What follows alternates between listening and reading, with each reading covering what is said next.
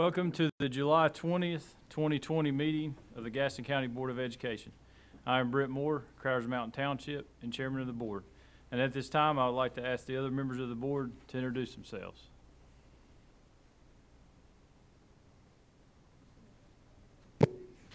I'm Kevin Collier, representative of the Riverbend Township. Dot Guthrie, Gastonia Township. Justin Davis, South Point Township. Steve Hall, Dallas Township. Jeff Ramsey, at-large member.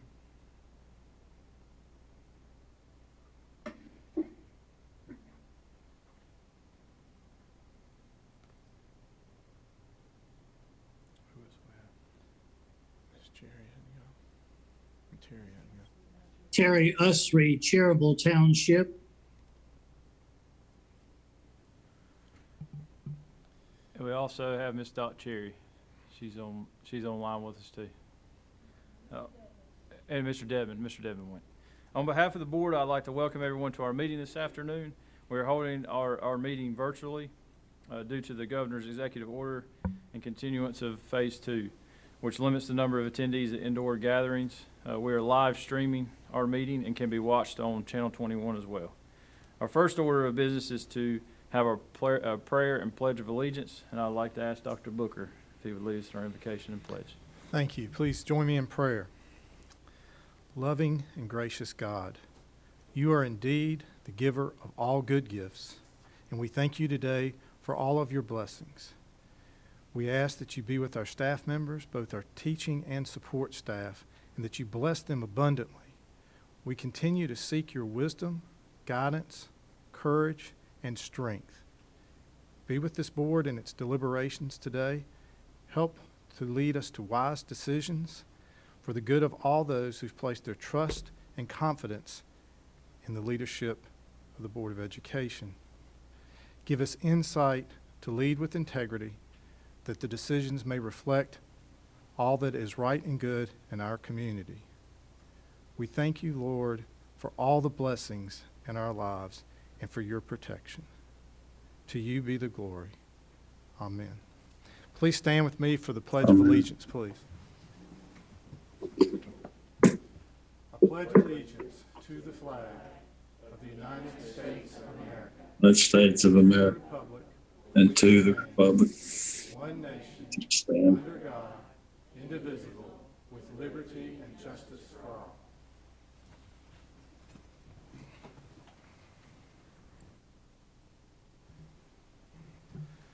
Our next order of business is to adopt the agenda. You have a proposed agenda in front of you, and I need a motion to approve that agenda. Mr. Chairman, I make a motion we adopt the agenda. Mr. Davis first, Ms. Cherry second. Any discussion? All in favor? Aye. All right, and it's unanimous. Our next order of business is to hear good news happening in our schools. Dr. Booker. Thank you, Mr. Chairman, members of the board. I first want to take a moment and congratulate our communications department. We were notified that they are a recipient of the 2020 Golden Achievement Award from the National School Public Relations Association. This is only one of 5 districts in the state of North Carolina to receive this designation, and this is quite an accomplishment. The award recognized the Big 50 Employee Talent Show as an exemplary event for public relations. So we want to congratulate Mr. Hagans and his team for that. We want to recognize Carson Carr of Forest View High School. He received the John Hunsucker Memorial Scholarship. The scholarship is awarded to a senior who exemplifies John Hunsucker's motto of be a gentleman or a lady first, a scholar second, and an athlete last. And it's our understanding that Carson will be attending Appalachian State University this fall. So congratulations to Carson, and we miss Mr. Hunsucker still today. Next, we'd like to say thank you to one of our great business partners. Recently, Dole Vegetables in Bessemer City donated $1,500 to Bessemer City High School, and Dr. Wyatt was so excited to have that generous contribution to her school. Also, We are very proud of our junior ROTC programs in Gaston County, and Hunter Huss High School's program was recognized by the Salvation Army in the Battle for the Bell competition. And we want to thank the ROTC program for the leadership at Hunter Huss and their support of the community. And I also want to reach out and thank two of our church partners. Parkwood Baptist Church conducted a beautification project at Sherwood Elementary, and Epworth United Methodist Church has been preparing 20 food bags each week for students at Pleasant Ridge Elementary. And it just shows the ongoing support of our community for public schools. So, Mr. Chairman, that's just a few good news items for today. All right, thank you, Dr. Booker. Our next item on the agenda is public expression. This is a time when the board can hear comments from our citizens about matters of public concern in our school system. We do have several individuals signed up to be heard this afternoon. Our board sets aside the first 30 minutes of our regular monthly meeting for citizens to address the board. Any citizens not heard at the time may wait to the end of the meeting to speak. I think we've got 24 people signed up, but I believe we've got 11 or 12.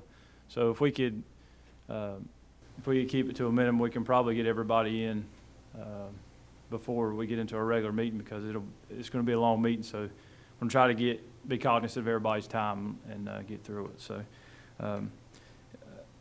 even though our meeting is held virtually today, our board members wanted to find a way to allow individuals to be heard rather than just sending an email. So we've tried to limit the number of staff present instead of an open boardroom to permit in-person public expression from as many as possible in 30 minutes. So with that, I will outline the procedures and we will get started. First, citizens wishing to speak, to make comment, and have completed a request to speak form will be recognized by the chair and then requested to step to the microphone for their comments. Citizens will then state their name and address for the record. Comments will be limited to 3 minutes. The members of the board do not comment on public expression during public expression. Public expression does not allow for comments on confidential or personnel matters. The chair shall rule on all points of order during public expression. So with that, we will get started. You'll step to the microphone there. Like I said, state your name and address, and then we'll get started, and I'll go in the order that we have received them. So I'll start with Charlotte Satner. Okay. All right, we'll move on. Lauren Frady.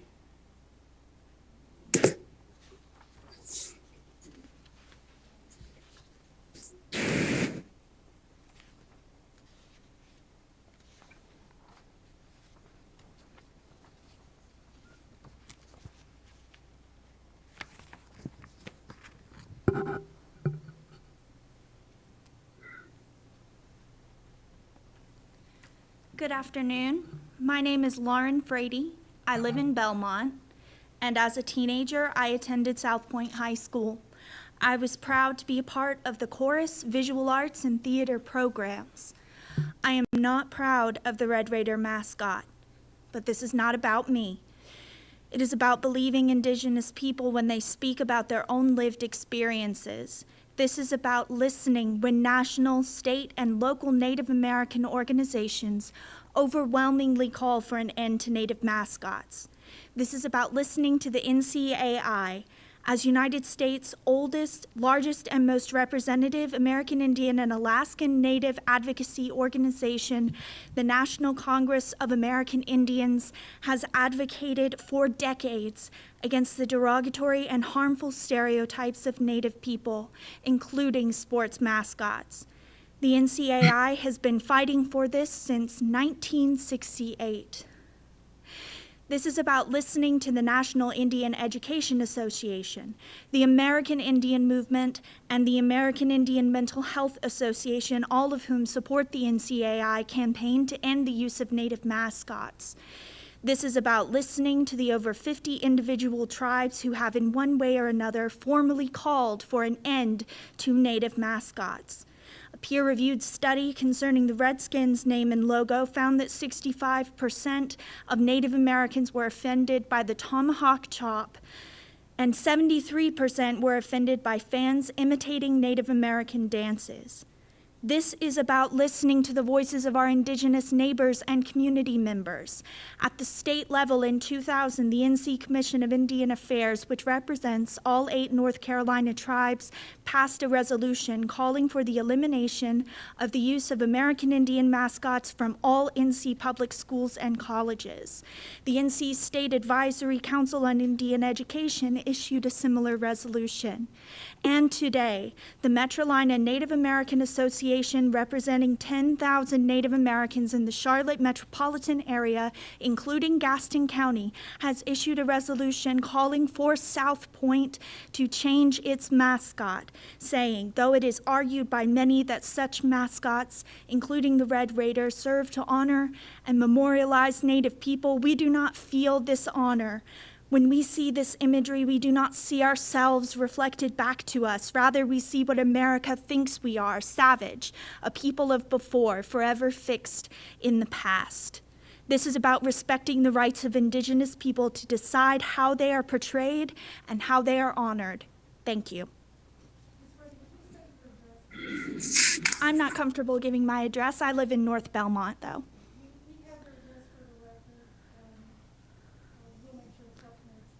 Great, thank you.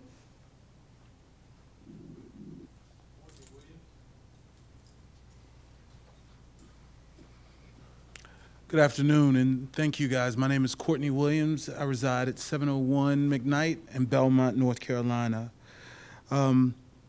We come here as the Retire the Red Raider Coalition, understanding the gravity of the moment with COVID going on, and you guys having a huge decision regarding the students and how they're going to attend school. We don't take that lightly. However, what we're here for, racial identity, racial politics, there's never a right time or a wrong time to do what's right. And that's why we're here today. As I said, I'm a lifelong Belmont resident. I went to South Point, was a star athlete, in my opinion, a star athlete at South Point. With the exception of my college years and some graduate years, I've been a lifelong Belmont resident. And with that being said, we have been a small, quiet town my entire life. Those issues that were going on in the national spotlight, whether they were racial or not, they did not make it to the city limits of Belmont.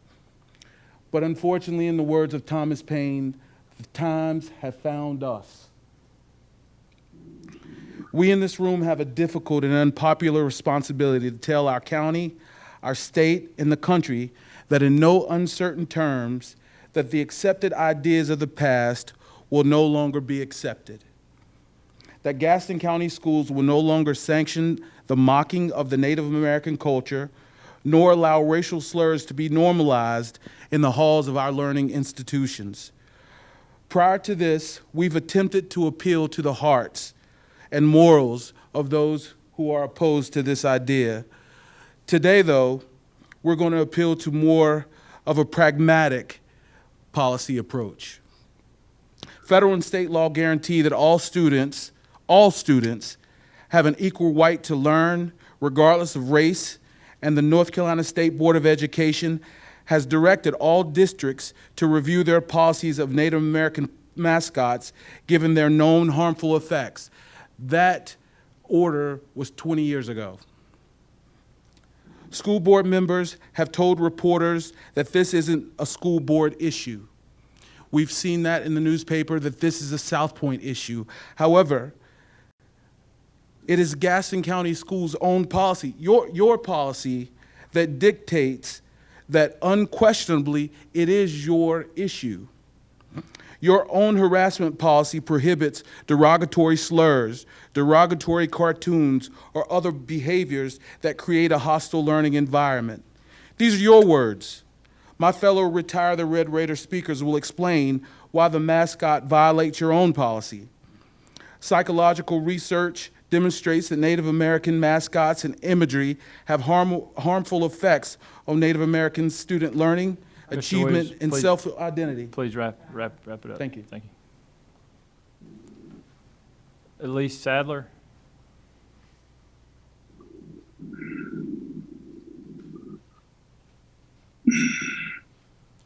My name is Elise Sadler, and I reside at 305 Elm Street, Belmont, North Carolina. I've been a resident of Belmont for 35 years. I graduated from South Point High School in 2003 and received many honors as a Raider, including MVP for multiple sports teams, academic achievement in honors classes, and was crowned South Point Homecoming Queen. My honors and achievements, however, come second to the education and character development that I received during my 4 years. I take pride in being a South Point alumni. It truly takes a village, and I was always admired and respected the hearts of the teachers, students, and parents that showed me and my family fairness, kindness, support, and empathy. All of those people really helped me to develop as a leader because they showed by example that true leaders serve. I am here today along with the leaders of the Belmont community and the South Point High School to address the need to retire the South Point High School mascot, the Red Raider.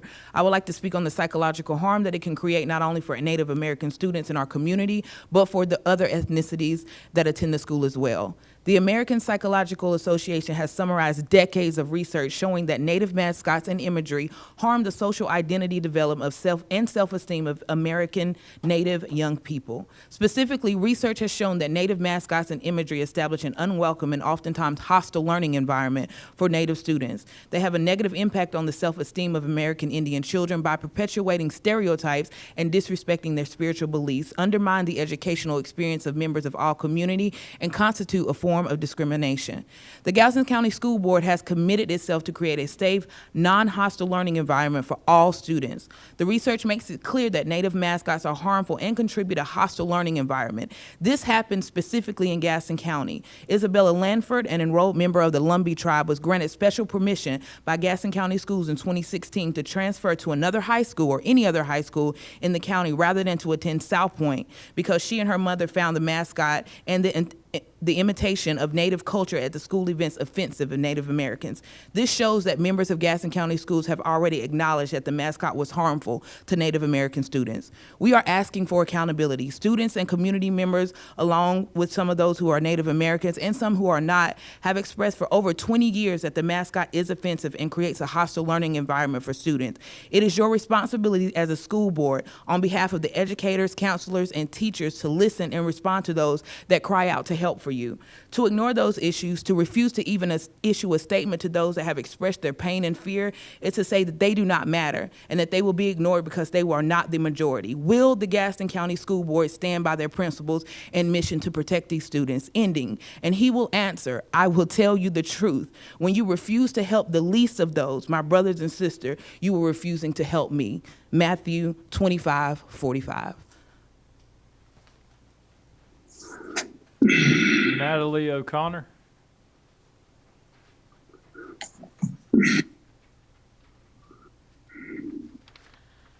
Hi,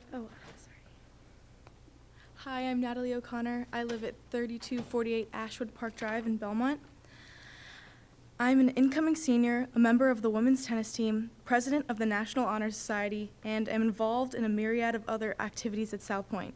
Even though I take pride in my many roles at South Point, I cannot take pride in a mascot that represents a racialized caricature of indigenous peoples and promotes offensive appropriation of Native American customs and identity.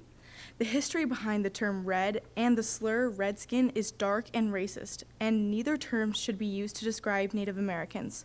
The image South Point uses of the Red Raider depicts an inaccurate and stereotypical generic Native American that does not honor local tribes, but rather encourages offensive cultural appropriation and mockery of Native American traditions. I've been to football games and witnessed the cultural appropriation and mockery of Native peoples, such as the tomahawk chop and war whoops. Both of these are gross misinterpretations of real cultures. This appropriation has made me very uncomfortable and uneasy in school and sporting events. I am not the only one who feels this way. We have received 32 testimonies from students, parents, teachers, and more who find the Red Raider offensive. SBHS teacher, basketball coach, and 2019 Gaston County's School Teacher of the Year, Cody Koobs, said, "While I do not believe the mascot was originally designed to be offensive or exclusive of certain people, unfortunately it is. At its most innocent, the mascot is in poor taste and culturally insensitive of Indigenous peoples. At its worst, it's racist." Two other teachers, Stephen Lehman and Jan Miller, have also spoken up in support of changing the mascot, displaying great courage to stand up for their beliefs in face of an unacceptable online threats and harassment. An anonymous student in the SPHS class of 2021 states, "As someone who is Native American, it upsets me that so many people are defending such a racist, degrading, and stereotypical mascot. People need to realize that Native Americans are people. We are not a mascot, and we are not a costume." The student goes on to express how non-natives need to see how harmful racist mascots are to natives and students. You can read all of 32 testimonies as well as 2,280 petition signatures and comments in our policy brief. The Red Raider name is a derogatory slur, and the logo is a derogatory cartoon, both of which are prohibited by Gaston County Schools' own policy. The research base and statements from the local community both confirm the Red Raider mascot contributes to a hostile learning environment, especially for Native students. At least one Native American student has been approved for a transfer from South Point by GCS because of the mascot, showing that the district recognizes the offensiveness of the mascot to Native Americans. The Red Raider mascot is in violation. Thank you for your time. John Devine? Okay. David Locklear? Joe Lawing? Hi, my name is Joe Lawing. I'm a resident at 5326 South New Hope Road in Belmont. Very involved with South Point, but at this time I want to defer my remarks to a later time and recognize the next person, please.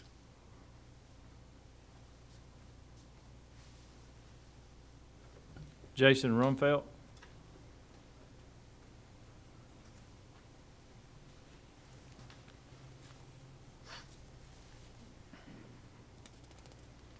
Hi, my name is Jason Rumfeld. I reside at 4502 Brentwood Drive in Belmont. I'm a 1990 graduate of South Point High School.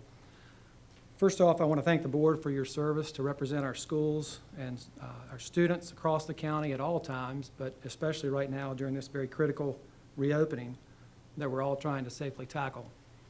I think I do have to state that I think it's interesting that the originator for this whole campaign that stirred up an entire community and who lives a mere 600 miles away has failed to make an appearance, either today or at the city council meeting where this was first brought up. I believe I speak for the overwhelming majority of citizens in the Belmont and South Point High School community when I say that we regret having to be here to defend our team name and logo, which takes away precious time from your agenda. I know that you have received a substantial number of letters of support for our position. Rest assured that we could pack this room with citizens who wish to speak on this issue, as we are all very passionate and united in our support for our school nickname and logo. Additionally, we're fully prepared to address this issue at the appropriate time. However, out of respect for you as our school board and the items on your agenda that are enormously more important,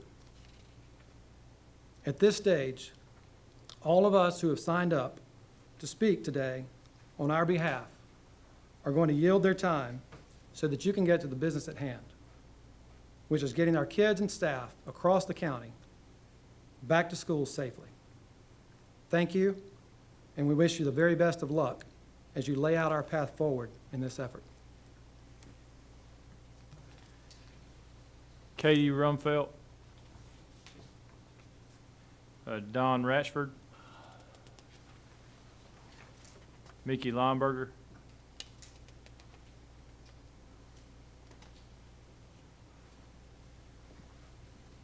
I'm Mickey Lineberger, 103 James Drive, and I'm going to defer.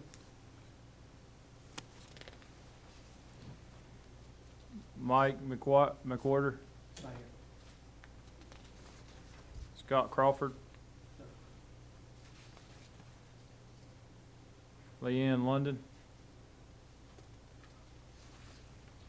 Phil Tate. Joe Shepard. Adam Hodge.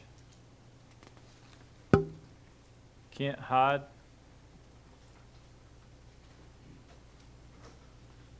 I'm Kent Hyde, 16 West Myrtle Street in Belmont. At this time, I will defer. Ethan Jackson. Jacob Humphrey. Dot Martin.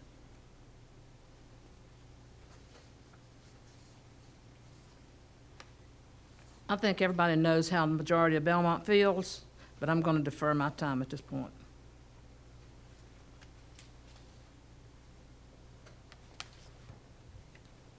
Alexa Feller.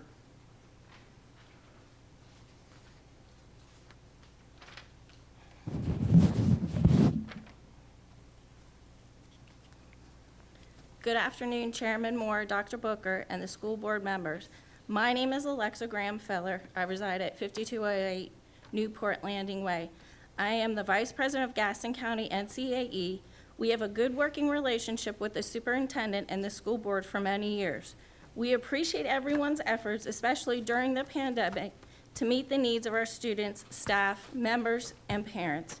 In the mission of Gaston County NCAE to advocate for all parents, students, public school employees, we believe that all children deserve to have the access to a free, quality public education. We also believe that the educator's first priority is safe and well-being of our students. Many families and educators have expressed fear and confusion about how and if we can re-enter safely to school. Therefore, we resolve that the Gaston County NCAE will support all students to have access to instruction in school and remotely.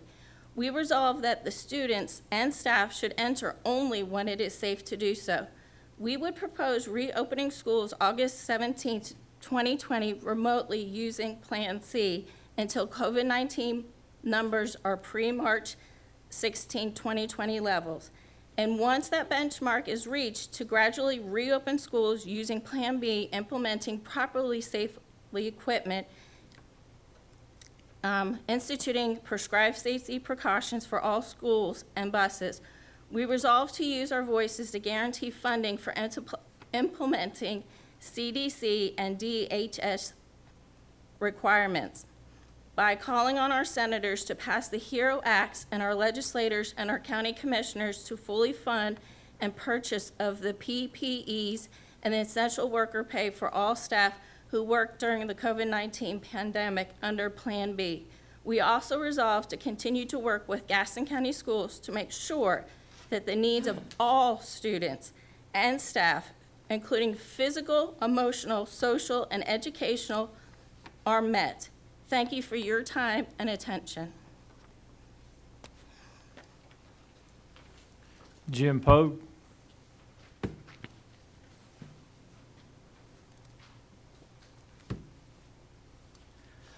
My name is Jim Pogue. I reside at 3021 Village Ridge Drive in Gastonia, North Carolina. I graduated from Belmont High School in 1959 and have been a diehard Red Raider fan for 64 years, and I defer my comments till a later time.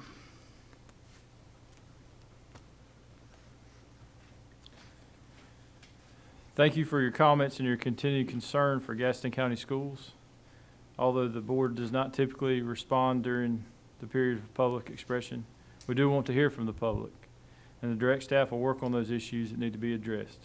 Thank you all for your comments. And at this time, we're going to take a short break so we can clear the room.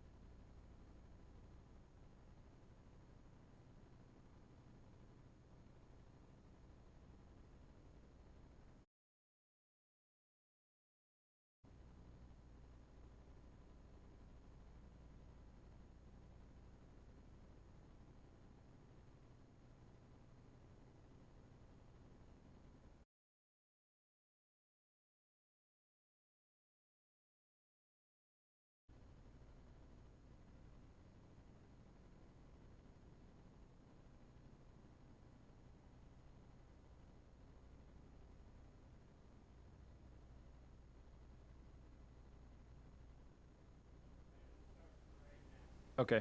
The next item on the agenda is the update on reopening of schools. This is a proposed plan for the coming back to school on August 17th. At our work session on July the 6th, we had lengthy discussion around the challenges and opportunities of bringing our students and staff back in our buildings. We know that everyone's goal is to get back in school in person as soon as we can, and as soon as we can do that safely. This item on our agenda is an action item, and at this time, I'll hand it over to Dr. Booker. Thank you, Mr. Chairman, members of the board. Today, we bring to you our recent work related to the reopening of Gaston County schools. On July 14th, Governor Cooper announced that school districts could consider option B or option C under the guidance provided in June. You will see that Plan B allows for the return of students while it limits the overall occupancy of our buildings by dictating that each student must be able to have 6 feet of social distance. We will provide you information today related to human resources, which deals with our employees, which is a significant part of any reopening of our schools, is our faculty and our administrators who are responsible for the education of our children. You'll see operational plans for transportation, school nutrition, and the overall operation of our school buildings. You will also be provided an in-depth look at how the education program will be this fall. What we know is that the solution everyone would like is to be back where we were in February, prior to the effects of COVID-19 virus impacting the state of North Carolina. Unfortunately, today that is not an option. There is not any option that will allow us to occupy our schools every day of the week with all of our students. We have studied options that have considered partial occupancy of our buildings, meaning only having certain grades come every day. We looked at options of a group coming for 1 week and having a group off for a week or groups off for 2 weeks. We have tried to find a way to establish school as close to normal as possible. We have explored option C. We know that we have a virtual academy, and we have seen a growth in this option by our community now with folks exercising that choice. But with all the guidelines set forth, we have not found one that allows us to meet the needs of every student based on the different emails we have received and comments. So I want to tell you up front, there are many questions still to be answered. But what we need is to get guidance on how we're going to move forward so that we can further develop these plans and begin to answer some of those questions based on the implementation of Plan B. We know our community needs to know the intent, and we will try to present that today with as much of the information as we have available at this time. Going back, when we met on July 6th, we talked about being in uncharted territory. We talked about we wanted to be with our stakeholders, and we have met with a number of stakeholders, and their input is reflected in what we say today. But through it all, we still know that 2021 will be different. We want all students and employees to be in a safe learning environment, and we strive to inspire success and a lifetime of learning. We talked about 2 documents when we were together on July 6th, but on July 14th, they amended the Strong Schools Public Health Care Toolkit, and it gave us further additional things to think about. But through all that, our goals have not changed, where we want a safe environment and we want a plan that is in the best interest of all of our community, where we can provide in-person and remote teaching and learning in our community. So today, you will see the work of the reentry efforts. You'll see the stakeholder input, and then you'll see our instructional expectations for 2021 based on where we are today.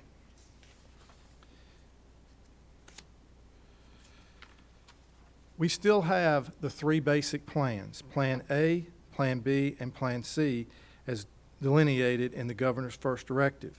But he did on the 14th amend Plan B. We are required to have face coverings for all teachers and all students, K-12. There had been earlier guidance that 11 and under did not have to wear face masks, but it is a directive that all students in attendance must wear a face mask, K-12. We are told to limit the number of students, staff, and visitors within a school to the extent necessary to make sure 6 feet distance can be maintained. We are instructed that we must have temperature check screenings before anyone is entering the building. We are to establish a process and dedicated space for people who become ill to isolate and have transportation plans for those students. We must provide a plan for clean and disinfecting high-touch surfaces regularly in our schools and vehicles. We must require and provide frequent hand washing throughout the school day, along with hand sanitizers at entrances and in every classroom. We are instructed to discontinue activities that bring together large groups. We must limit non-essential visitors and activities involving external groups. It is further highlighted to talk about field trips and the lack of being able to do those. We are to discontinue the use of any self-service food or beverage distribution. It is also further recommended that we are to designate hallways and entrance and exit doors as one way.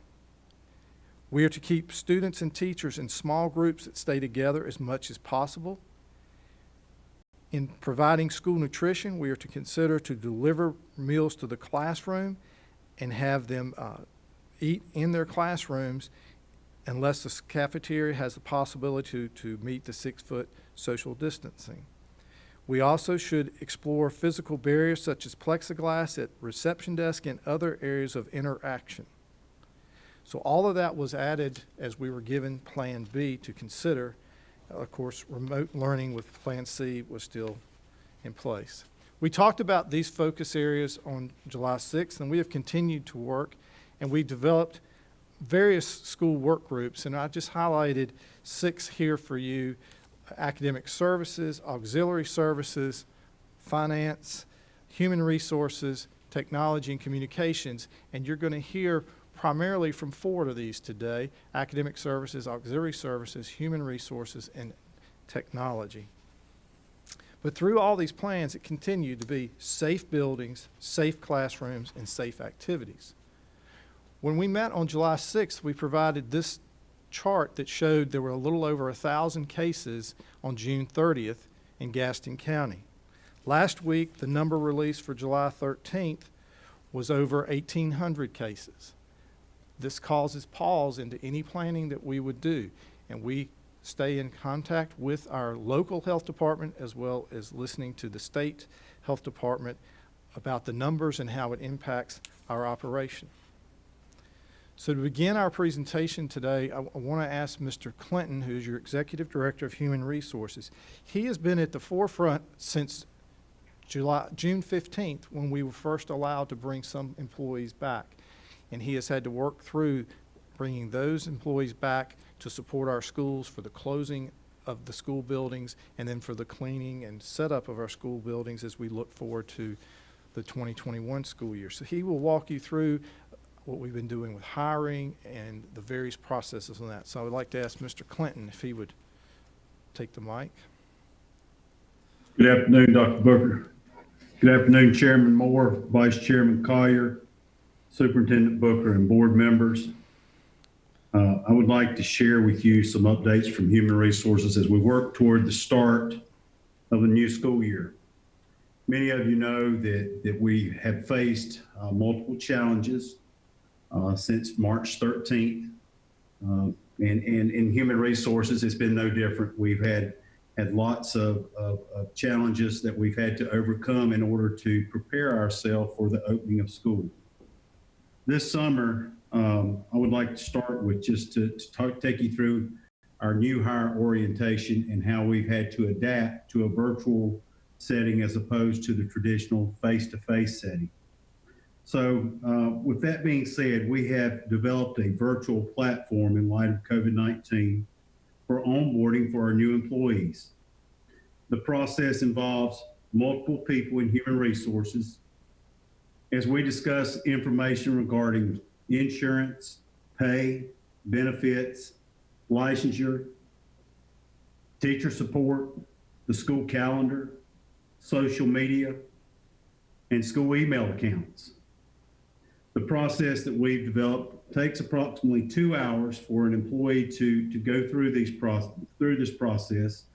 And we have orientation set up on every Tuesday and Thursday at multiple times throughout those days to accommodate our new employee schedule. We have found that this virtual onboarding has been very beneficial to our new hires. And we've received lots of comments of just how fortunate the new hires felt to have this as an option as opposed to come into a specific location, and especially in light of the current situations. So that is one of the first things that we've had to adjust and adapt to here in Human Resources. The second thing that I want you just to be aware of is the TIPS program that we have in Gaston County. Our TIPS program is renowned statewide. People all across the state talk about Gaston County Schools teacher induction program. And we're continuing to work with academic services, human resources, and academic services are combining their efforts to make sure that this year is no different and that our employees receive exactly what they need in order to be successful during that first year of teaching in Gaston County. And as you all know, that's very important in our retention of teachers. So we want to make sure that we're providing the support that's needed for employees as we move through this first year. This year, the TIPS program will conduct their opening meetings on August 4th, 5th, and 6th. So please mark your calendars for these meetings. Of course, these meetings this year are going to look a little different than they have in the past because these meetings will be done through a virtual platform. So as we've gotten used to the virtual Zoom meetings and the Google Meet meetings, this will be very similar to that, where we're providing the information that's required to our new hire employees through this virtual onboarding and TIPS program. Next on the agenda is the Safe Schools system that we currently have in place. And this system has been very beneficial for our staff during this COVID-19 time, because we've been able to provide professional development through a platform to all employees, and all employees have access to this program. So that includes our teaching staff, our teacher assistants, our cafeteria staff, our custodians, our bus drivers, bus monitors, administration. Everyone has access to this Safe Schools system for professional development. In this system, you'll find that there's lots of professional development on very relevant topics that we're all dealing with. Currently, we've asked that all of our employees complete 2 professional development activities that are due on August the 10th, when teachers arrive to schools. And the 2 activities that we've asked all employees to complete are in regards to the coronavirus updates, and also in regards to human trafficking. And as many of you will recall, the human trafficking this year is part of a 2-hour program that we have that all teachers that work directly with students have to participate in. And this human trafficking professional development that we're offering right now to our employees is one of the 2 hours that will be required this school year. So we're very fortunate to have this program, this system in place for our employees. And currently, of the 3,800 some odd employees, 2,100 of our employees have completed the coronavirus professional development, and 1,800 of them have completed the human trafficking portion of our professional development. And like I said, we're able to utilize due dates. We're able to monitor exactly who's completed the professional development. So it's proven to be very beneficial. Next up is the Families First Coronavirus Relief Act. Folks, and this is where we spent lots of time in human resources over the last few months. We've participated in discussions with human resource departments all across the state on understanding exactly the leave options that are available to our employees, what's in the best interest of our employees, and making sure that our employees are taken care of during this time. We know that many of our employees have lots of questions.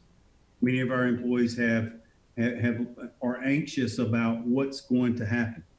And so we just want to provide a calm presence to our employees as we move forward into this uncharted territory. Under the Families First Coronavirus Relief Act, there are two available leave options. The first available leave option is the Emergency Paid Sick Leave Act.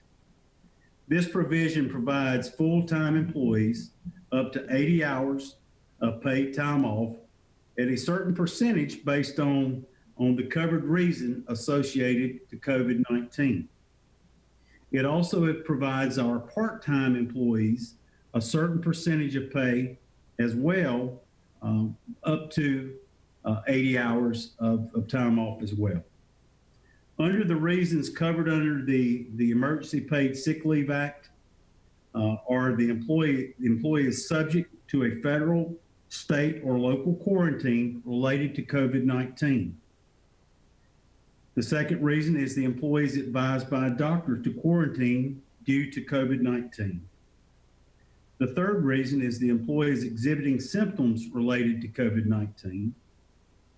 The fourth reason under this act is the employee is the caregiver to someone that has been ordered to self-quarantine due to COVID-19. And the fifth reason under this Families First Coronavirus Relief Act, dealing with the emergency paid leave, is the employee is caring for a child whose school or place of care is closed due to reasons related to COVID-19. And as you can see there's multiple examples, multiple reasons for the coverage.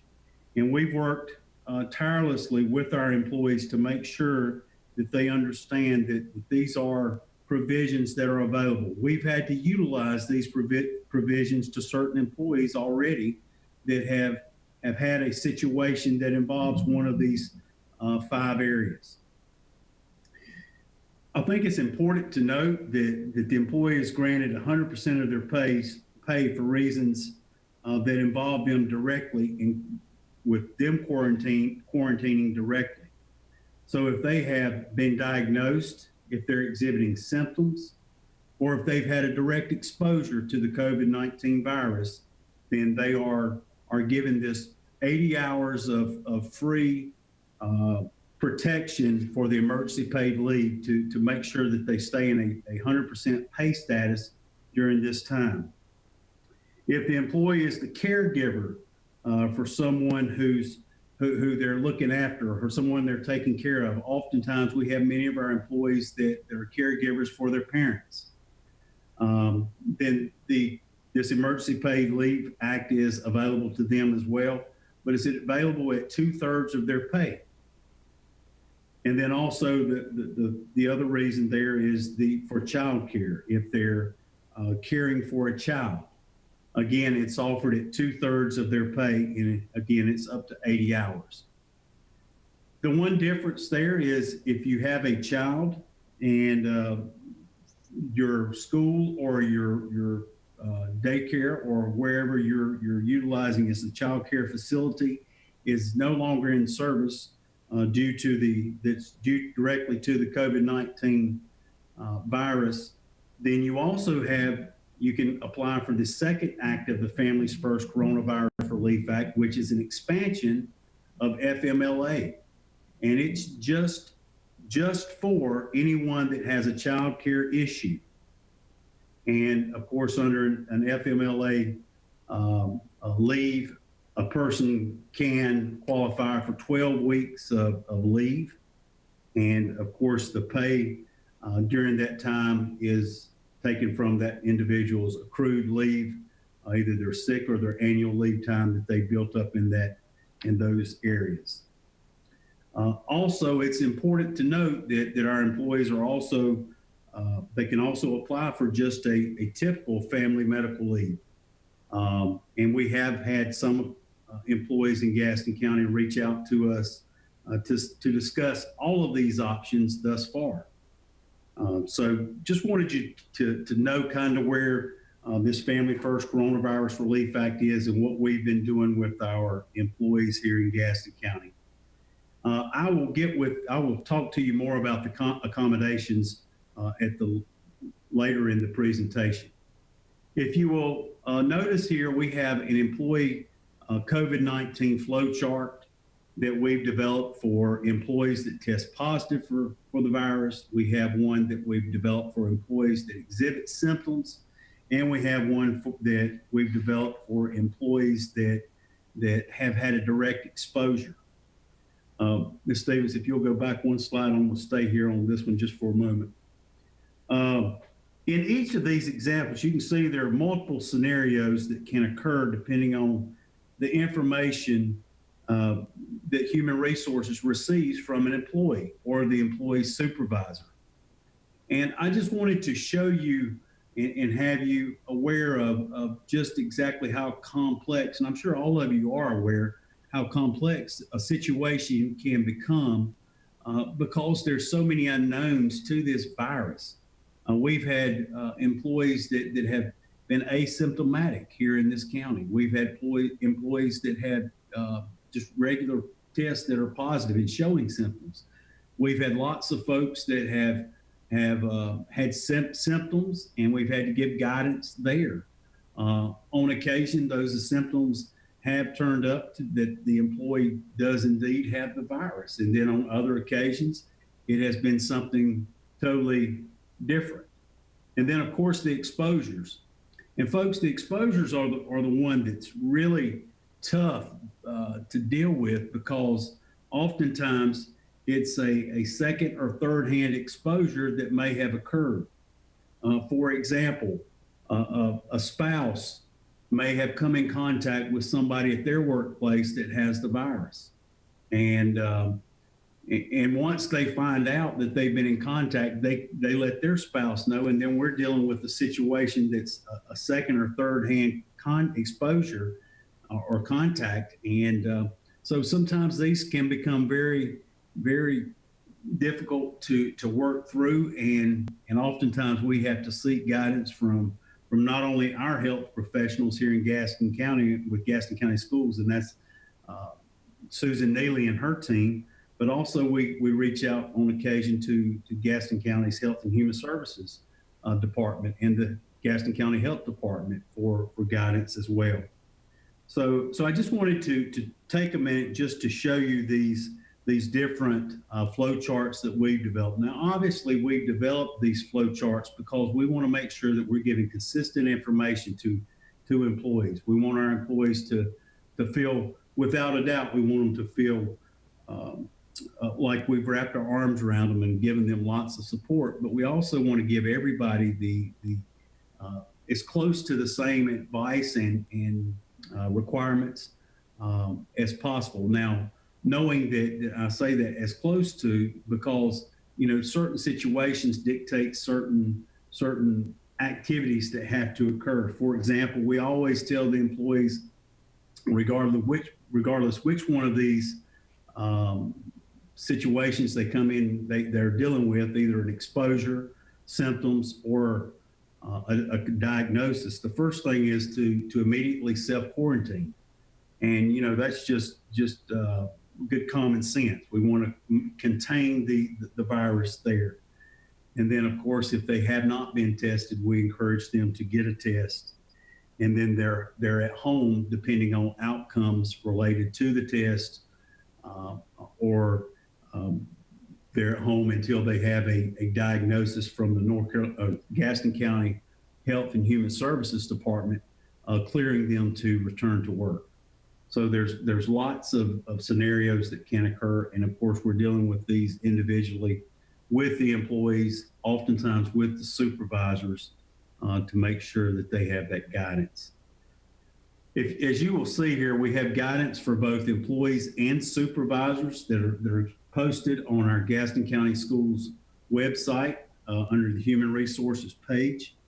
And we want to make sure that our employees know that what it is their next steps may be if they don't feel comfortable reaching out. And we have noticed that many of the folks that have dealt with this virus have wanted to remain private. And obviously we want to make sure that our folks know that their privacy is important to us, but also to know that if we have to disclose any information, we want to do that as well, depending on if they're currently, and fortunate for us, lots of our teachers, of course, all of our teachers are at home right now, but we've got to make sure that anybody that's in our buildings, that we're doing the contact tracing with other employees to make sure that they're safe as well. And at the end of the day, folks, that's the bottom line that we've really tried to work on here in Human Resources, is to make sure that people, first of all, feel supported, and secondly, are safe, and that we're maintaining the safety and dignity of those that they work with as well. Accommodations for high-risk employees. There are accommodations that we can provide. I'm just going to start here. We've got 3 questions that we think are very relevant to the accommodations. The first one is, who qualifies as high risk?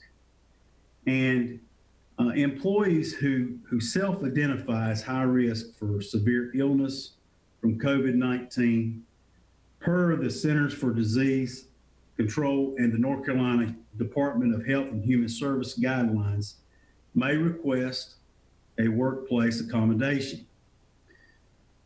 And these individuals include anybody that's age 65 or older, a person that has underlying medical conditions such as chronic lung disease, asthma, a heart condition, a compromised immune system, obesity greater than 30% of body mass index, diabetes, kidney disease, or a liver disease.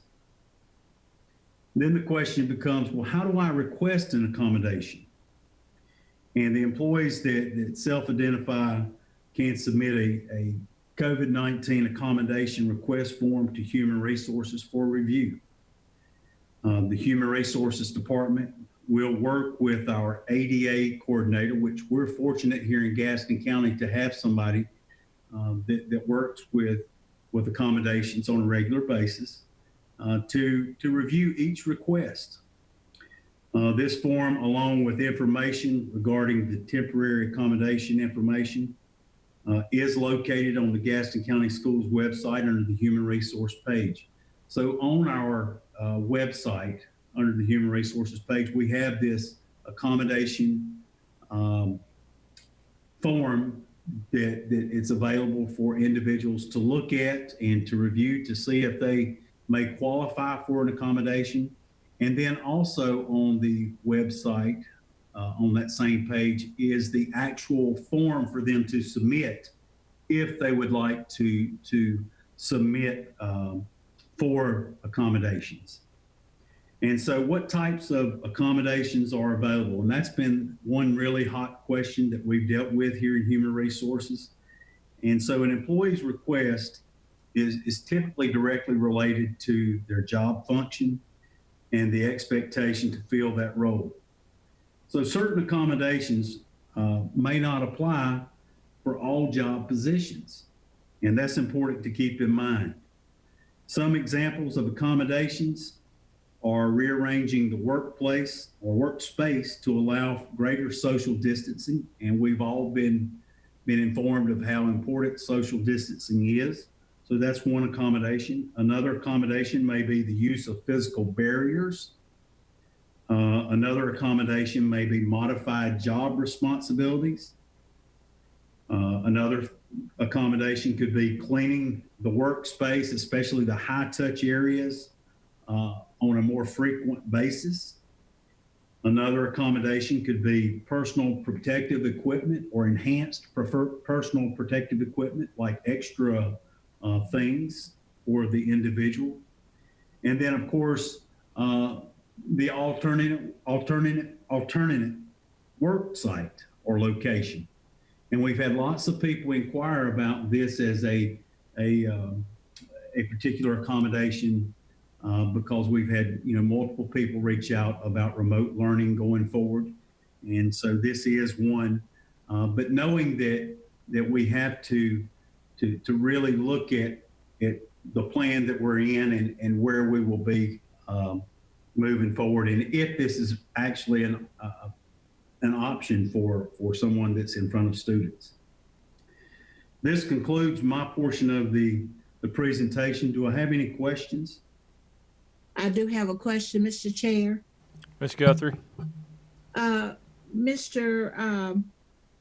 Clinton, you have given us, I think, a thorough report as far as what you have done with personnel, but I wanted to ask you about the last part of your presentation. You mentioned rearranging workspace. If we are to space our students make sure that 6 feet are already in place, and we need to accommodate in addition to that, are we talking about additional space in another classroom or another environment?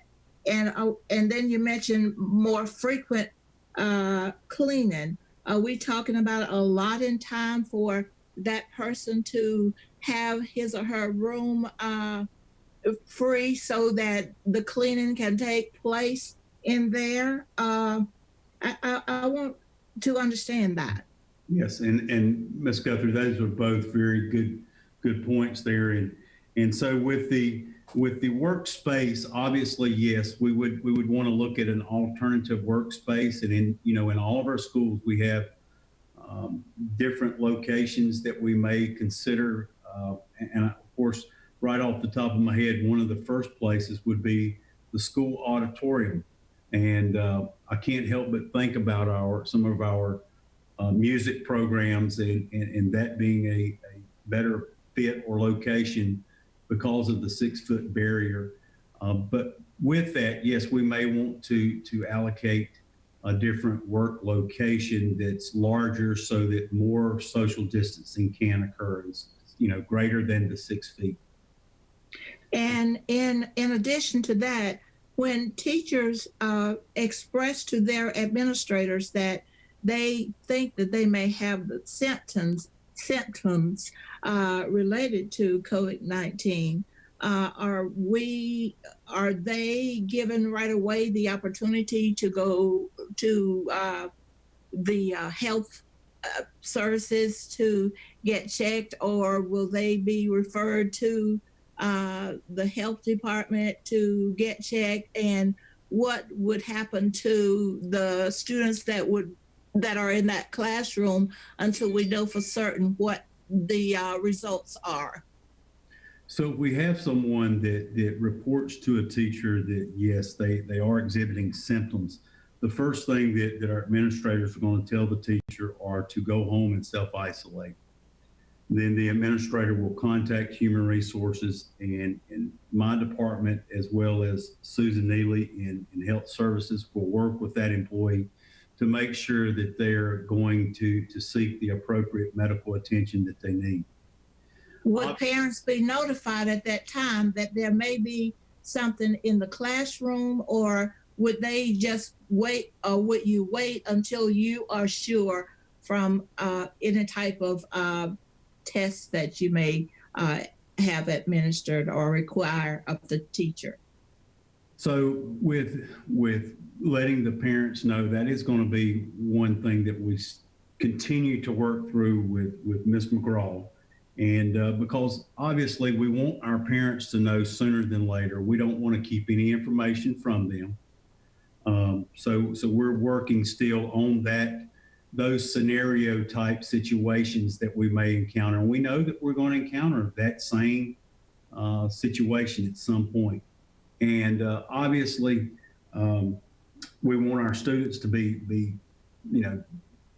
safe, and to have an opportunity, their parents to have an opportunity to test them. But we don't want to, and I don't think at this day and time that we won't cause some hysteria if we call home and say that, just simply because of the nature of this virus.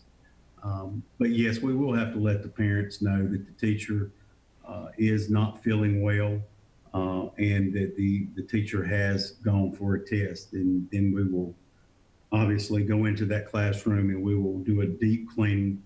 There is specific guidance associated with cleaning that classroom if somebody is exhibiting symptoms or if someone has a positive COVID test.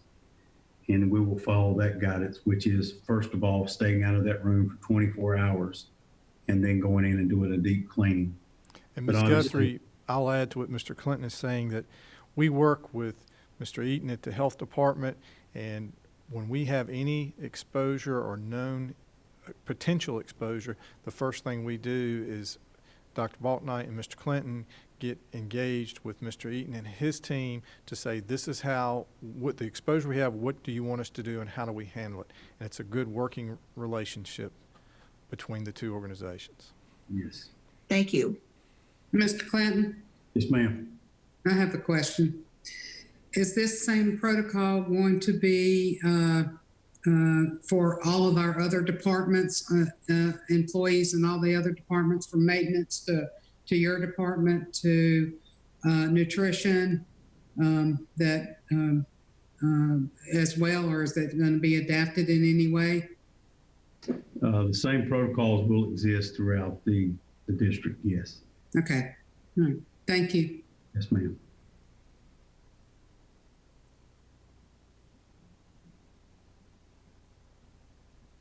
If there are no other questions for Mr. Clinton, we'll move to the operations. And this is, Dr. Shard will talk through a number of areas of operations to include transportation, school nutrition, facilities, maintenance. So I'm going to let Dr. Huchard begin that part of the presentation. Good afternoon, Chairman Moore, Board Member, Superintendent Booker. It is good to be with you all this afternoon, and I do hope you're well.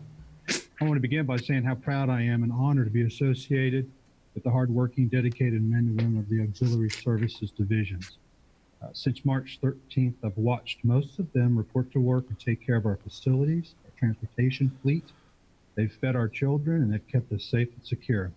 So I know you all are as proud of these folks as I am and want to join me in saying thank you to them and their service.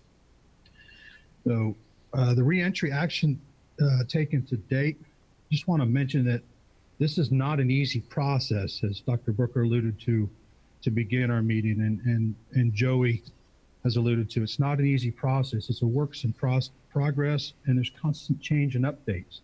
We can't go a day without getting a different update or a change. And I want you to know that with all of the auxiliary service divisions, with our principals and our central leadership, it's a team effort, and we're all in this together, and we're going to work through this, and we're going to get through this. So auxiliary services, as you all know, is involved transportation, school nutrition, safety, security, facilities, and maintenance. And we will address each of these with a reentry planning process we'll talk about. First of all, transportation requirements. We feel like we've got to start with transportation because that's usually where our day starts in school and our day ends in school. With school is transportation. The state has given us guidance that we are allowed to have one passenger per seat on our yellow school buses. They've also said to date that we are allowed to have 2 passengers on contracted vehicles, and we transport a lot of students that way. Think minivan, and the contractors that we use, there's 3 big ones in Gaston County, are working to make sure that those vehicles are safe and potentially get more than 2. And that face coverings are required by all students or staff who do ride these vehicles. We also have been told that if there is, by chance, a staff member or a student who is unable to wear face coverings, that we have to ensure there's a sufficient social distancing and 6 foot in any vehicle they ride on. So we wanted to look at our numbers with transporting students. And the numbers, of course, we have are those numbers from last year. So last year, we transported 16,694 students in a year's time. And we know that our elementary ridership was 8,300, a little bit over 8,300 students. Our middle school ridership was just under 4,000, and then our high school ridership was 4,412. So in looking at some models and how we can move kids to and from school in the morning and the evening, we looked at a 1/3 model, which if you just do simple math, of course, is looking at transporting 5,500 65 students a day. If we transported half of our students, that would be a number of 8347. So that means if 50% of our students are coming to school on any given day, we are pretty sure, based on last year's numbers, 8,347 will ride. We know that 4,160 of those students make up elementary school, just shy of 2,000 are in middle school, and 2,206 in high school. So we wanted to look at our total numbers. So again, this number you saw before, 8,347 would be transporting half of our bus student riding population. We know that elementary school was 4,160. If we combine the middle and high school, that gives us a number of 4,186. When we take all the buses in our fleet, we have 211 yellow buses that run every day. We know that 176 of those buses are 72 passenger vehicles, buses, which means they have 24 seats on them. We know that 16 of our buses have 60 passenger buses, meaning they have 20 seats. And then we have 19 buses that are 36 passenger buses, which can seat about 12. So our total number of seats we have in yellow buses is 4,772.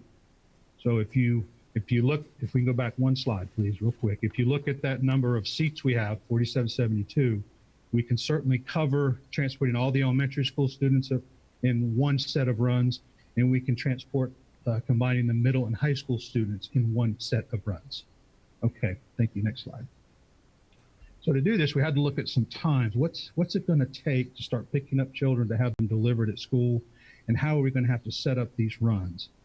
And we decided to look at transporting elementary school in one set of runs, and that their bus routes would start to be picked up at 6:15, and we feel like we could pick up all of our elementary school students between 6:15 and 7:15, ensuring that they are at school ready to begin the day at 7:30 a.m.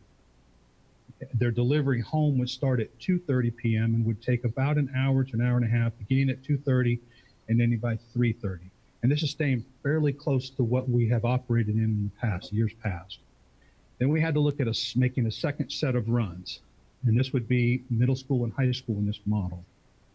And it's going to take us a little bit longer to pick up middle and high school, because if you think about it, we have less high schools, so their area of pickup and delivery is bigger. So we know we're going to have to start picking up some areas at 6:15, and we know that we can have all the children delivered to the high schools and middle schools by 8:15, which could begin their day at 8:30, and then we would start delivery of home in that process between 3:30 and 4:30. So you're looking at about another hour and a half, between 3:30 and 5. All middle and high school students could be home. This model works as well if we tried to do a 1/3 of the students in our schools per day. This is an example of a model of what a school bus will look like. You notice that our buses have seats. Those seats traditionally sit 3 elementary or middle or 2 high school students in them, and the red dot indicates we will have a child in each seat, thus not utilizing 2 other spaces in those seats. Okay, so we know we want to disinfect our buses after each load. So what we have done is we've allotted our drivers time after each load. When they come back to the school, they're going to have a cleaner, a disinfectant that's recommended by the CDC, approved by them. They're going to be able to wipe down all the touch areas of each bus. Think top of the rail and maybe the side. They don't need to necessarily wipe the seats that are sitting there, but the touch points on the bus. Also, we are providing with each school a handheld electrostatic sprayer. So not only can the drivers after each run wipe down the touch points, but we can also run through the bus. It takes about 45 seconds to a minute with this electrostatic sprayer, which also will spray the entire bus. Windows are down. It's about a 1-minute process. 3 or 4 minutes later, it's dry, and then they're off to get their next run. And then again, we will have cleaning products not only for each bus every day. We'll supplement that as needed, but for our schools as well.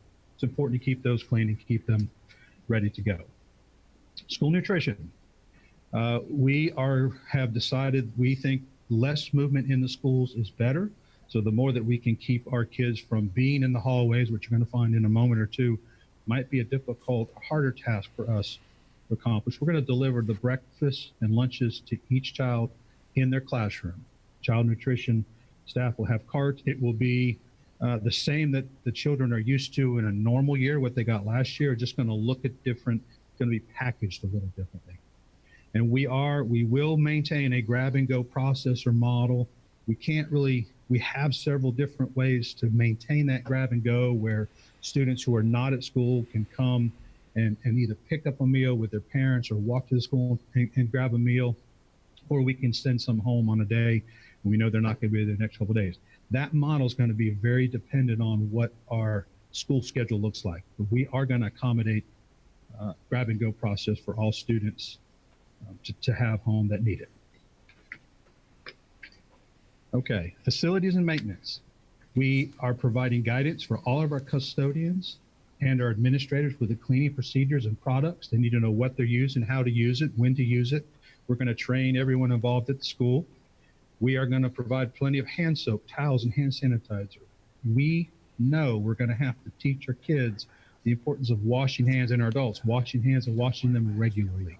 It is the best way to not spread COVID via the hands, and we're going to have plenty of soap and towels for them to do so. So that's going to be a program that not only is going to help us short term, but that's going to help them as they grow from a lifelong skill as well. And we will, again, provide plenty of training for co-staff, and if they're not comfortable, we will bring back training for that as well. All right, so we are providing to schools signage. We're going to have entrance signs. If you can see the orange board on your screen there, it's a sandwich board, if you will. And it basically is announcing that we are adhering to some COVID rules and restrictions about, it can say masks and keeping social distance and using the hand sanitizer in the building. We hope to have those entrance signs at one at the main entrance where car riders get off, one at the entrance where bus riders will depart, and then many schools will have several of those in the hallway reminding students and staff that we are adhering to COVID rules. There will be spaced floor indicators, and you see a roll of it, the yellow tape. We have many we're going to give to each school, and that's where they can basically safely put that down on in any interior floor we have, whether it be carpet or tile, and it will be a spacing marker for where folks might tend to congregate in big numbers. We're thinking the front office or an entrance or exit to our buildings. And then we're going to have directional signs, as you see at the bottom, arrows basically indicating which direction we want folks to move in spaces, areas, and hallways. We are also ordering plenty of signage for our schools to remind folks about social distancing, keeping 6 foot apart. I really like the healthy habits poster that's going to go up in walls, reminding students and faculty staff we need to wash our hands, cover our cough, wear our masks. And then the big sign, big poster is stop the spread of germs. And this is a CDC publication that's more poster-like that will go throughout our schools as well. So we set up some plexiglass partitions in a lot of our schools, but I want to thank Tryon Elementary and Forest View High School for allowing us to come in and spend some time and for them to set up a model so that we can look at it. We think it's important to go through this process and these procedures we're going to have to set up in our schools, and let the principals work through it, and then now we can all talk and visit schools and get good ideas from each other. But what you're seeing here is just the many different front offices we have. So the one on the left, of course, is Tryon. The one on the right is Forest View. Some of them are lower, some are higher. We've got plexiglass shields that sit on top. We actually have them that hang down from the ceiling. So we think if you are a receptionist and you're sitting behind the desk, you'll have your mask on. You'll have the plexiglass shields in front. No one will come 6 foot close to you because we'll have the floor mark where people are supposed to stop. And then the visitors who they're talking to will also have a face mask on. We want to make sure that these folks, who are going to see a lot of people in a day, have a measure of security and feel safe while they're doing so. So this is a typical classroom setup. This is, I believe, a second grade classroom at Tryon Elementary School. This classroom generally has 20 students with 20 desks. So Principal Lefevre's basically took out half her desk, 10, and kept 10 in the room to see if we could keep our desks at 6 foot spacing, and we can do it. So half your students come in this particular classroom. That's 10 students. Their desks are, of course, 6 foot apart. Where you might run into a little issue is when kids have to move, and that's going to take a lot of work and a lot of effort on all of our parts, the kids, the teachers, administrators, but we need to always think about the flow, how students are going to move. So spent some time at Forest View High School as well, and I don't think it's conceivable for us to move all of our desks, 20,000 desks out of rooms and put them places. So we wanted to come up with a way, again, this is just one way, but a way where we could mark desks so that students don't sit in them, and then you have desks that students will occupy. This is a classroom of 30 desks, so we basically had to mark off 15 if we do 50%. The principal and I had to rearrange this classroom multiple times to get it to work. But this is one view. That the one on your left is the view of us marking the desk. And here is a view from the classroom. So we had to change them from running, for lack of a better term, north and south in the classroom, and divide them and make sure they're facing different directions, and so that no one was sitting so close. So we also did the same thing with tables, because we know a lot of our classrooms have tables, and you can see where students will be sitting at the end of a 6-foot table apart. The books indicate where a student may sit. So we've got that set up at Forest View. And again, Ms. Hauser and I spent some time and now have a model we can share with other principals. Flow, this is a flow and directional diagram. It's to minimize congestion. And we are working with leadership. And folks, this is going to take a lot of work and a lot of thinking. And we're walking through with principals to help work on this. But how are we going to get traffic flowing through our building? We know our buildings they've not all been built in the last 10 years. So they're smaller. Hallways tend not to be as wide as newer facilities. So each school is going to have a map of their school, the internals, the hallways, and then we're going to really work on how we're going to get kids from point A to point B in a flow. So it's just some overall building considerations that we talk about often with the principals is traffic flow. We know our parking lots are going to look different. In typical elementary school, you have 6 cars pull up, 6 doors will open, 6 kids get out, and then they herd through into the front door. That's not going to be an option anymore. So we're going to have to talk about student drop-off, pickup, traffic cones. We're providing dozens of traffic cones at each of our schools so they can help traffic flow. A student drop-off and bus drop-off, that's going to have to look different other than open the door and let everybody go. Security our entrances, and we are not taking this lightly, but just because we have this thing COVID going on and people are wearing masks and glasses doesn't mean our security is going to be any less at our entrances. And then, as I said, the big one that we're continue to work through is movement of students in our hallways, bathrooms, classroom, etc. So, Dr. Booker, Chairman Moore, that concludes my presentation. Do we have any questions for Dr. Houchard? Ms. Guthrie? You're on mute, Ms. Guthrie.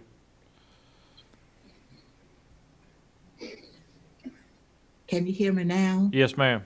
Yes, ma'am. Okay, first of all, I too, Dr. Houchard, would like to thank the employees that participated in Grab and Go. I thought that went well this summer, and we did make a concerted effort to meet the needs of our children. But I am very, very concerned about some of the things that you shared with us this afternoon. First and foremost, you did mention that the children will be seated in the center seat on each of the buses. Will there be a monitor on the bus, and how will there be a temperature check when the students, before they board the buses? So, and again, yes, great questions. We are working to develop that. We know there are attestation statements that parents can sign and bring to the bus. We would certainly like to have adults on the bus, but we also know that our staff at our school is going to be very stressed out with spacing staff out to make sure that we're monitoring safe and social distancing behaviors in our schools. Well, I'm not talking about that. I'm talking about when pickup is going to start at 6:15 a.m. From 6:15 a.m. to 7:15 a.m. Those children riding the buses will be picked up. Will there be someone physically on that bus, in addition to the bus driver, to temperature check and to monitor whether or not those children are actually sitting where they're supposed to sit? Because we all know that children are sometimes will not adhere to some of the rules. And we need to make sure that those children are sitting in that center seat, and we need to make sure that there's a monitor on that bus to see that the rules are followed. And another thing that you mentioned in your presentation in regards to the bus, you said that the bus drivers would have some time to wipe down the touch areas. I just feel like, and maybe I'm just wrong, but I feel like that seat needs to be wiped as well before you spray. We need to make sure that we are comprehensive as we take every healthy and safety precaution for these babies. If it doesn't take that long, we are all going to have to make a sacrifice. We are all going to have to do a little bit more. And I just feel like there should be someone on that bus in addition to that bus driver. That bus driver cannot safely drive and navigate traffic and make certain that the children are sitting where they need to sit and to see whether or not that child has a temperature. Yes, ma'am, and we are working towards that end. We're just. But we need to have some information concrete, because we are expected to say to our greater Gaston community today whether we do B or whether we do C, and we cannot do that. We cannot be make a decision as important as this decision is without having some resolution. Yes, ma'am, and I have seen, we are actually entertaining plans with assistants at the school and other teachers modifying days, but we are working toward that end. We know, listen, driving that bus is not an easy task. A lot of us have done it for years, and they need to be focused, to your point, on the road and maintaining children's safety as they exit and enter the bus. And yes, ma'am, I couldn't agree more. We need well, the to keep those drivers transportation there. part, I'm just not happy with. Yeah. I do want to say as well, the electrostatic sprayers are designed to get the big bulk areas like the seats, and they are designed, we are told, will handle like the bigger spaces, and the touch points, cleaning the touch points is just an added measure of safety for that as well. Now, are you going to talk about the cleaning solutions that the custodians need to have in the classrooms as well, or was that part of the report that you've already presented? No, ma'am. We have a disinfectant by Oak Facilities. It's called an E23 disinfectant. It is listed by the CDC as effective. We have dispensers in all the schools, and we have spray bottles, and they'll be marked with what the product is and the ingredients of it.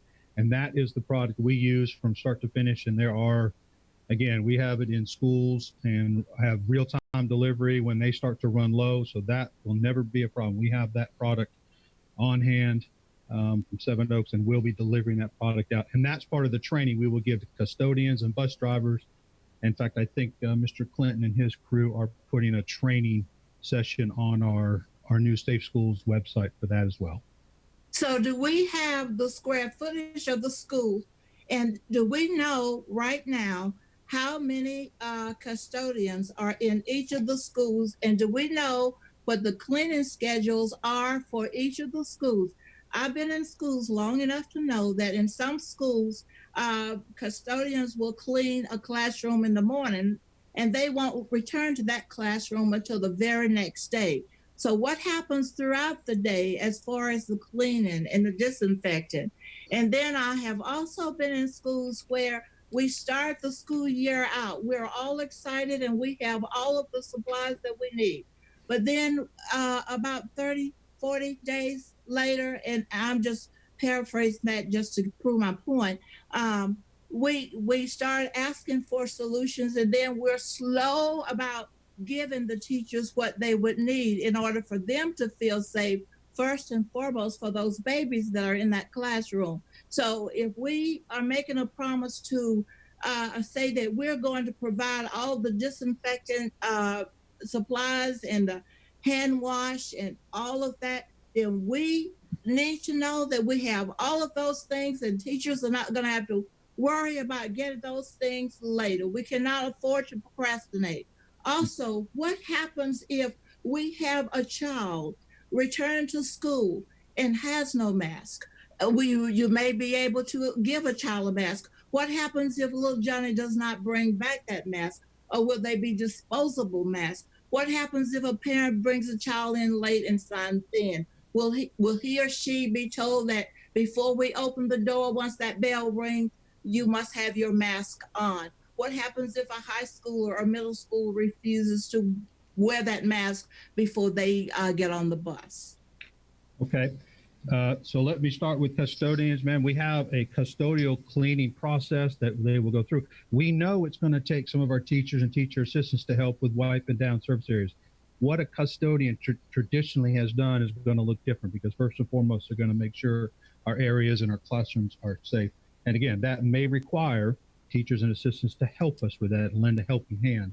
And we know we're going to have facilities and services that will help assist custodians when they need more of that. Masks, I do want to tell you that Gaston County Schools has 5 washable, rewearable masks per student. The state has said they are sending us 5 more washable masks per student. So in essence, each student will have on hand 10 masks that are good for 25 washings. So that should cover school day. We have almost 100,000 disposable masks. Bus drivers will have them. Front offices will have them. And we will be handing them out to any and everybody who does not have a mask, number one, or needs a mask as well. So on day one, I'm just sorry, I just need to hear this. Yes. So on day one, every student or every school based on student enrollment, that principal would have at least 5 masks per student. Yes, yes, ma'am, Ms. Guthrie. That was part of the governor's decree when he said that he wanted to see us go back to school. They have allocated funding to buy 5 masks for every employee and every student at all of our schools. Now, what about the restrooms? Because we're talking about disinfecting again. And if those restrooms are not clean regularly, I'm concerned about that. And it is not the teacher's responsibility to be wiping down a classroom when we want them to be teaching. That's the reason why we have heard from so many parents. They feel like the learning loss is there and our teachers need to be doing what they were told that they needed and expected to do. So I hear, based on the reply, that we are adding another job for our teachers. It's just not fair. We have a cleaning schedule for restrooms. They will be hit at a minimum every hour for wipe down in our schools. Classrooms, if students come in and actually stay in their classroom all day, there's not going to be a lot of wipe down. So we know our custodial staff can every day, at the end of the day, we can clean touch areas, we can clean the classrooms. Then of course we have the backpack sprayers as well. But again, if there's not a lot of movement, we know we're gonna have to clean more classrooms if they change classes like they would in the Miller High School. But each classroom will be, when one group of students is done with that room and a new student group will be coming in, we have procedures for that. Yes, ma'am, and it will be done. We know one more thing and I'm through. We know that parents may not be able to, because of the pandemic and unemployment. Usually teachers will have a wish list, and children oftentimes will bring in the little tissue and the hand sanitizer. So are you saying that the classrooms will have that, or so that we won't have to worry about taxing our parents for those supplies this year? Yes, ma'am. Every classroom will have hand sanitizer issued to the teacher. Hallways will have them, offices will have them, and we have big half-gallon type hand pumps. We hope the teachers can take teachable moments and talk to kids about how to use it, when to use it. But yes, ma'am, that will all be supplied in the classrooms. Thank you. Mr. Devon?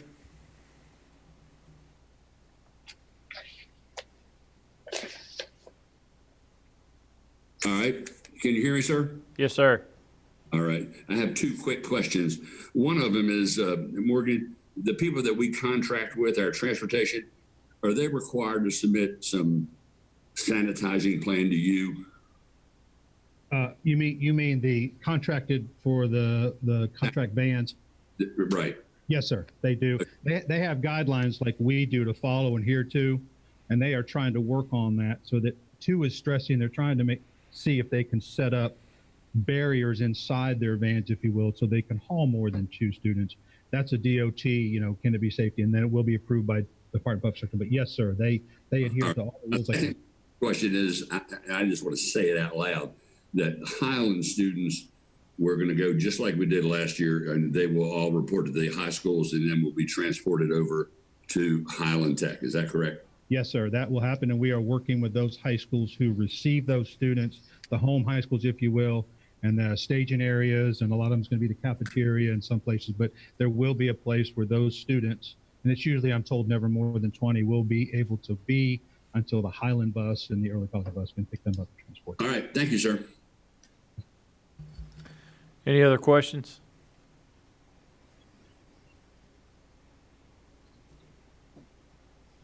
Dr. Booker?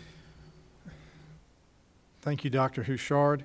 And Ms. Guthrie, I will say that you brought up a litany of questions that are being debated throughout, and you're spot on with a lot of the issues that you raise and discussions that have been held and continue to be held. And you are correct when you say transportation is the challenge that as we try to operate schools. What we wanted to talk about was our stakeholder input and feedback that we have gathered since your last meeting. And I want to thank our entire community. Our remote learning survey, which was a different survey, it was really a reflection on the past remote learning we've done. We received over 7,600 parent responses and over 950 faculty responses. And so I thank them for that participation, which gave us great data. But the data we're going to talk about is meeting with individuals beyond our meeting from July 6th.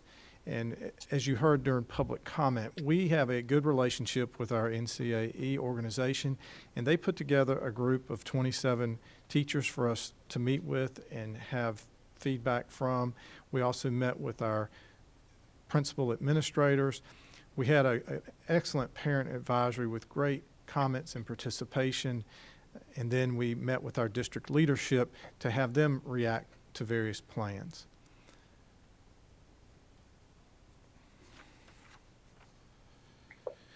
What we did to begin all of those conversations was to go back through and say, just from a high-level view, what is your reaction to Plan A? Many parents shared that they would be comfortable if we had a Plan A. Many of the administrators said, how would we make it operate? When we looked at Plan B, the majority of parents shared that they would be comfortable with this option, and this was the one that had a lot of discussion in all of the groups as we talked about them. And then finally, in Plan C, remote, many parents were not comfortable with this option because of the barriers that are known in our community, as well as the difficulty in what they had seen in the spring with remote learning. So then we offered some options to get feedback, and one that we spent time on was an AB day rotation. And what this says is that you divide us into 2 cohorts of 50% of our students, and cohort A would receive face-to-face instruction on Monday and Tuesday. Cohort B would be remote on Monday and Tuesday, and then on Wednesday, both groups would be remote, and the buildings would be empty for a good cleaning and a 24-hour period with no occupancy by students, which would then allow on Thursday and Friday for cohort B to receive face-to-face instruction, while cohort A would be in remote. So that was what we presented, and we also showed where a group came total for a week and then was out for a week, and it was in every other week to get feedback. And this chart summarizes the overall responses. Teachers were favorable with an AB day rotation and did not favorable with a weekly rotation, as well as administrators. And then district level were favorable with the AB, and some were favorable with this. The big driving thing about the weekly rotation is not having that weekly touch. So you would go almost 10 days between touches with the student, depending on where they were in the rotation, and that was a concern for people. Additional feedback that we received was our 93% of the parents that were involved in various conversations talked about that they were confident that Gaston County Schools was the place they wanted to receive their educational services in our community. Our teachers talked about that with an 85% rate that they felt comfortable that they could deliver remote instruction. But the teachers also said that 54% of them talked about the social and emotional burden of this, and that is weighed on them in a number of ways. And there are really stories that could talk about this, that where they're worried about the kids they haven't been able to see, the kids they haven't been able to interact with, and they're worried about their own the stability in our community. And that goes into the 72% teachers express concern not only for their own health, but what does it mean in the larger health of the people that they're responsible for and what they take home with them to the folks that they're the primary caregivers for. So there was a lot of information on that. We met with a group of students, and we talked about that there was some consideration, should we only bring in younger students, K2, K4, whatever we could make buildings work on. And a couple of them were adamant, I would prefer to have some time in school. I need to be in school. I would like to. A parent, when we talked about that, said for students' mental health, they need to be back in the building at least for some part-time basis. And so that was the feedback we've gotten. And I also want to comment, I have received hundreds of emails and communication from our community. And I want to just thank you for the respectful dialogue that has been shared and the appreciation for the difficulty of all this that folks would present. And then they would offer their insights and what they said. And talking about the challenges for their student learning online, or the success their child had online, and could we continue that option? Concerns about if my student is online, what does that mean to their interaction with their home school and the community that they've grown? So we have a lot of different feedback that we've gotten, and I just want everyone to know all of those have been received, they have been reviewed, and we have tried to catalog those and have a feel for where it was. And as we talked with the board on July 6th, one of the statewide surveys said this is an issue that we have no majority. Some folks say we should be back in school totally. Some folks feel blended and some folks feel remote. So I just wanted to make sure that everyone that is listening and to the board, all those emails that you forward, we have been reviewing those and sharing and taking those comments very seriously, and I appreciate what has been given to us. This next is what we're all here for, and that's our instructional work. And before Dr. Balknight gets, she's going to talk about a number of things, but we're going to start with enrollment. And I want to allow Ms. Terry Serbeck to start us off with just talking about enrollment and registration in general, and then Dr. Balknight will come in and cover all of our academic things. So, Ms. Serbeck. Good afternoon. Can you hear me? Yes, ma'am. Good afternoon, Chairman Moore, Vice Chairman Collier, Superintendent Booker, and board members. As the beginning of school closely approaches, the Office of Student Assignment has been speaking with families that have children that are currently enrolled with us, and also families that are new to our county that are enrolling their children into our school system. These families are asking numerous questions as they navigate through the uncertainty of what this school year will look like for their children and their entire family. We all know our goal is that our children are offered a familiar environment and consistency in order that we provide them a successful school year. So we ask, what do we as Gaston County Schools do to assure that this goal is accomplished for all of our families? We have put a no place status in for all of our students. This means several things. Students that are currently enrolled in a school may choose to remain at that school. All students that attend a school outside of their home district on approved transfers will remain in place for the entire school year. Also, students that are attending schools on a residence affidavit may continue to attend that school without going through any process of renewals. New students that would typically be required to obtain a residence affidavit will be asked to upload documents pertaining to where they are currently residing and will find immediate enrollment. New students to our school system will be able to enroll on our online platform at the convenience of their home.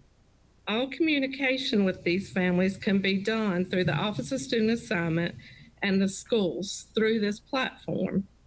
Parents can easily access that link from the homepage of our website. Any questions?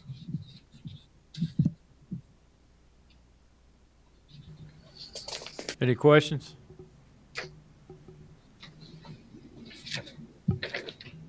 Thank you, Ms. Surbeck. Thank you. Dr. Balknight? Yes, sir. Good afternoon, Chairman Moore, Superintendent Booker, and members of the board. Today, I will share with you an update on our instructional expectations for the 2020-2021 school year. The instructional expectations have been adjusted based on stakeholder feedback from our spring emergency remote learning plan. This plan is based on guidelines in accordance with Governor Cooper's order to open schools using option B. Administrators, teachers, and district staff are training and planning every day to provide the best educational experience in these unusual times. Here you will see a sample schedule of a typical day when we have in-person instruction for students. These are sample schedules with our shortened possible weeks that we will talk about further, based again on our guidance from Governor Cooper. If you'll go back, Ms. Stevens, if you'll notice on the slide, they have a typical day. A morning meeting is our social emotional time, which is going to be very important as we return back to school. So in a K2 classroom, they will focus on phonics, then have their math instruction, reading workshop. They will also have recess during that time as well. That's important, a critical part of the day. And then they'll have some flex time for reading and math. And in those flex times, that will be where we'll work with students individually based on their needs. So if they need some additional support to get caught up, they'll get that help. But also if they are ready to move forward, they'll get opportunities to do enrichment activities, and that is reflective of K5. So our instructional schedule for an AAB day, which would mean potentially that kids would come for a certain amount of days during the week and then work from home the other parts of the day. Again, this is the breakdown of the schedule that we discussed just a moment ago with the morning meeting, which is so important for the social and emotional learning, and then the phonics. You'll notice here that in K2, they'll have 130 minutes in reading and phonics and 115 minutes as well in 3-5. That is the typical amount of minutes that we use in a traditional school year. Dr. Balknight? Yes, ma'am. What will the role of the school counselors be when you're doing social and emotional learning? Our counselors are working and have been trained as well on morning meetings. Some of our counselors, in fact, lead that at the elementary level. In addition, however, they'll still have their specials time. And in elementary school, our counselors go into the classroom. We do have a curriculum that they use now, and they will continue to do that on some type of schedule. It will look a little different, potentially because students will not be in school every day, but they will still have access to those supports. We also we're in the process of hiring 2 lead counselors, one that will work specifically just with elementary students, and then one that will work to support our middle and high school counselors, because we know the needs as children transition back will be so great. Thank you. So again, here you'll see with our mathematics, we will have some small group instruction time. They will receive the strongest portions of the curriculum during the face-to-face time in mathematics. So for example, in a grade level where fractions may be so critical to their understanding, we are repacing our content to make sure that the kids receive that information during their face-to-face time in the classroom. And again, they'll have flex time for reading and math, which is what is described here, so that children will have additional support to accelerate or to get additional support if they need additional guidance. They, of course, will have science and social studies, which are so critical, and they'll do that for 20 minutes in K2 and 25 minutes in 3-5. And as I just mentioned to Ms. Guthrie, they will have their specials, PE, music, and art. Also, they'll actually get to go to the media center as well, and they'll see their counselor as a part of that rotation. So here you see that on the days potentially students, for example, in K1 that would not come to school, they would be working from home. they would still get some face-to-face time through their learning management system with their teachers to do the morning meeting. And that is really all about building relationships with kids, allowing the kids to be able to see each other if they have access to the internet at home as well. And then they will have their ELA and math support. It will not be as many minutes. We've gotten a lot of feedback from teachers and parents that concern the amount of time that we use iReady in the spring. So you will notice here 30 minutes a week on iReady for math and 30 minutes a week on iReady for reading. So that is very pared down in comparison to what some used in the spring for those areas. And then science and social studies will be 15 minutes. And again, they'll have the PE, music, and art. It will look different when they're working from home in those activities. It could be a project, it could be some directions to do a scavenger hunt, or some of those things that they'll be able to do from home.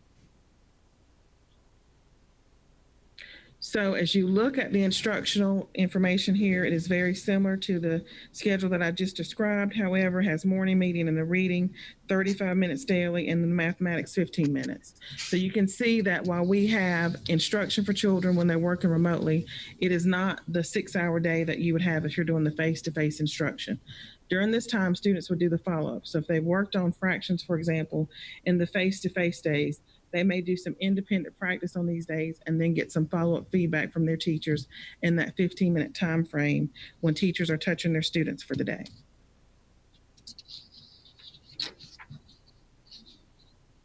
You'll go to the next slide, Ms. Stevens. Here's a sample of a middle school schedule. So you'll see, for example, there's a cohort A in pink and there's a cohort B in the green color. And so cohort A would be on site Monday, Tuesday, for example. They would have the typical middle school day with advisory. Again, that's where they build connections with their teachers and their counselors and take care of all those other things that are non-curricular but are very important to students. And then they would have their first block of instruction, have their regular 4-block schedule. They would have their encore electives as they typically do. They would have a 30-minute lunchtime in this proposed schedule in the classroom, as Dr. Hushar discussed earlier. On Wednesday, it would be remote for all middle school students in this schedule. So they would work to catch up on things that they had during the week. Teachers would continue to have their office hours, touch base with students if need to, and continue to do professional development and prepare for the students that will come in cohort B on Thursday and Friday. And they would have a similar schedule. Here's a sample high school schedule. Again, the cohort models with cohort A and cohort B. You see that Wednesday's a remote day. The schedule was slightly different just because of the times. Dr. Hushard also talked about the potential of a staggered start. So some of the times that I have reflected on my sample schedules could change slightly so that we can get all the students to school in a timely manner on the bus. And I'll have some sample times and a staggered schedule in just a moment to share with you. So here is, I think, a good breakdown for you to visualize. Students in cohort A will physically attend school on Monday and Tuesday, potentially from 8 to 3:30. They'll have 90 minutes of instructional time per course with the teacher. They'll have lunch in their 3rd period classroom, so they'll remain in that classroom for lunch. They will then have some remote instruction potentially on that Wednesday, but will do a lot of independent work on that day. And they will continue to work and get feedback from their teachers on Thursday, Friday through the Canvas, which is our learning management system. So cohort A would go to school 2 days of the week. The other 3, they would work remotely, somewhat independently for the remainder of the week. And then cohort B would do just the opposite. On Monday, Tuesday, they would work independently, following up on things from the previous week. And then, of course, catching up on things on Wednesday, getting some office hour time from teachers if they need it. And then on Thursday, Friday, they would go back to school to get new instruction. So we have physical versus virtual learning environments. So at school, students will receive instruction based on the core standards for learning. They'll receive live, small group, and individualized instruction from teachers in a classroom setting. They'll also get to spend time with their peers. They'll have time to use for hands-on activities and application of content to demonstrate mastery. That is so critical with these abbreviated weeks, that we make sure that we can have students demonstrate mastery before they move on, because they'll have a lot of independent practice time as well. And they'll receive 90 minutes of instruction per class. On the days that they are at home, they'll work as I described previously. We also have another option for students. Our online students that choose to participate in the virtual academy, for example, will receive instruction based on the core standards for learning, which is the same as the face-to-face student. They'll receive pre-designed instruction through the learning management system of Canvas, 612, and Schoology K5. These activities may include videos, projects, interactive labs, other activities that students will get materials to take home when they're in school or prior to doing that unit. When they come to school, then they can work independently. They will be required to complete their individual learning plans daily, and they will receive 30 to 45 minutes of instruction per class, but they're also able to get additional time with the teacher through a virtual environment if they need that support. Dr. Balknight, Yes, ma'am. you mentioned that the students will have the opportunity to have that time with their classroom teachers. Please mention whether or not parents would have the opportunity to monitor the progression of the students via Canvas and Schoology. Yes, ma'am. That's one of the great things that we're excited about with the learning management systems, Canvas and Schoology, is that parents will be trained as well at the beginning of the school year on both of those platforms, depending on the grade level of their students, so that parents will know what to look for. There'll be notes in there from the teacher. They've submitted and uploaded assignments and they're on track, or they need some additional work submitted. Parents will also be able to communicate with the teachers in the same manner back. They will instantly be able to see things that have been graded or given feedback, so that everyone will be in the loop. That is one of our goals, and some of the feedback from the spring is that we need to train our parents on the learning management systems and how to support their students at home. So that'll be a key piece that we'll do at the beginning of the school year. Dr. Balknight, this is Justin Davis. How you doing? I'm doing good. Can we back up to your prior slide? I had a question about that. Yes, ma'am. That one there. Thank you. So if I understand correctly, we've got, let's look at cohort A, for example, on Monday. Those students are going to be in the classroom, and they're getting 90 minutes of instructional time per course with the teacher. Looking down below, we've got 45 minutes of instructional time with the teacher for student cohort B. Will those students in cohort B be watching live classroom instruction? Will that be something different? Explain to me how that works. So that's the part that we're going to have to develop with each individual school. For example, at the elementary level, there could be some teachers, if they pair together, that would work with the students that are not in school in those physical days, and they would be providing that instruction.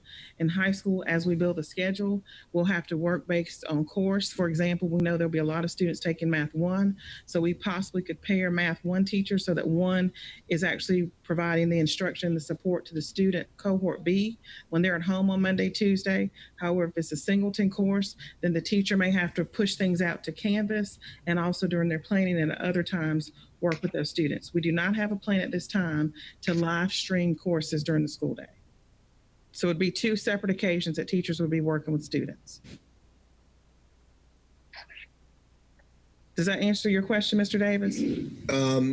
It gets part of the way there, but it sounds like it's also a work in progress. So I assume that more information will come and there'll be more details worked out on a class by class basis and a grade level by grade level basis, depending upon what the needs are. Our goal is to not, as Ms. Guthrie described earlier, to not have our teachers in multiple places at one time. And as Ms. Serbeck described, to make sure we take care of our families. So once we get feedback from our families of virtual or face-to-face and all those things, then we will work with our schools to schedule students to maximize instructional time with teachers and not have teachers working in multiple areas at one time. That is our goal. Okay, I appreciate that. Thank you. Well, as you add to that goal, Dr. Balknight, will teachers have adequate time to learn those Canvas, how to use Canvas and Schoology?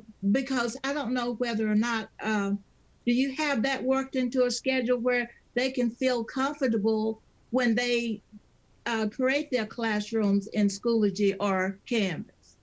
We are training teachers now, and we are actually supporting some of our teachers to be the leaders of the work, to build what we're calling a blueprint so that each course will have a basic similar content and then teachers can build. That's the difference between the art and the science. We're going to build basically the standard course of study in there, and then they're going to add additional things that they see fit to teach their course in the way that they choose.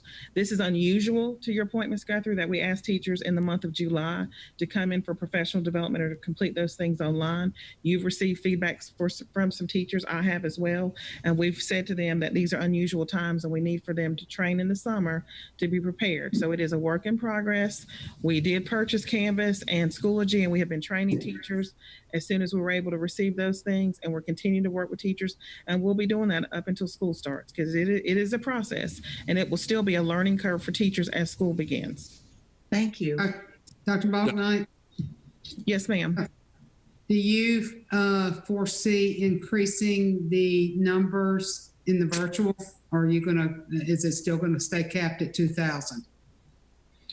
We are, as Ms. Serbeck said, working with families. So we are prepared to work with teachers to fill the needs in the virtual school as well in the physical classroom. Again, that is 2 to 3 weeks away when we finalize, hopefully, with our Board of Education, what our school year will look like so that parents can make decisions and finalize whether enrollment in the virtual school or they remain enrolled in their physical school and do the flexible schedule with the blended learning. Okay, thank you. Mr. Devon? Yes, sir. Dr. Bucknight. Yes, sir. In the spring, the students that I talked to, they were given an option of participating in what they call were specials.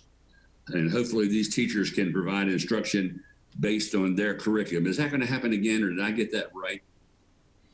I'm glad that you asked that, Mr. Dedman. One of the things that we did do in remote learning is we pulled together things as a district and we focused on the core content areas, and then our special teachers added things, and so they weren't as consistent across the district, and we acknowledge that. This summer, as we're pulling people in for training for Schoology and Canvas, we're pulling every content area in. No content area will be left untouched and prepared for school. So they will all have equal access to students as outlined in the sample schedules. All right, I thank you. I just think that's really an important thing that we do that. I agree. We all agree. That's the feedback from the stakeholders. Schoology has a platform, a very special module for special area teachers. I saw that. Yes, ma'am. And so our teachers are being trained and they're working together as collaborative teams to put assignments in, and then they'll build their course out how they see fit.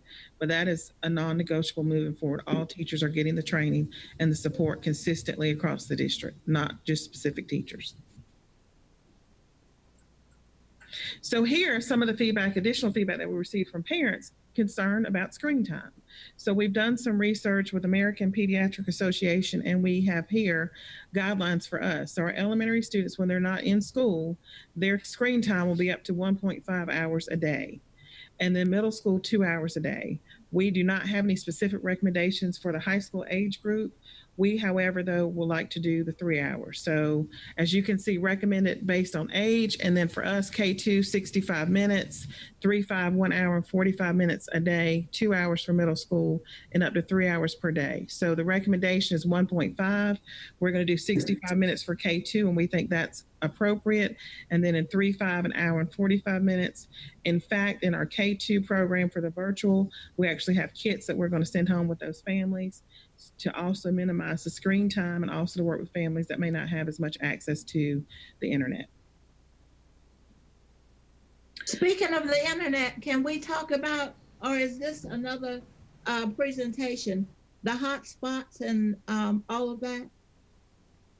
Ms. Guthrie, I will speak briefly. Dr. Slutsky may be available to add additional information. All right. I will share with you some good news that we've been using and working through that process in summer school, and we've had great response to summer school. It was not required for many of our students, even our high schoolers, but it was a way for them to review last semester because of the unusualness of the semester or to prepare for the fall. And so for families and students that did not have access to the internet, in elementary, for example, we were able to save the information on a jump drive and give that child the device and the jump drive to have the information at home, even though they didn't have internet access. So we have found a workaround to work with our students. So as students come in for those flex days, potentially, that's when they would get their new jump drive to work on the things they need to independently at home.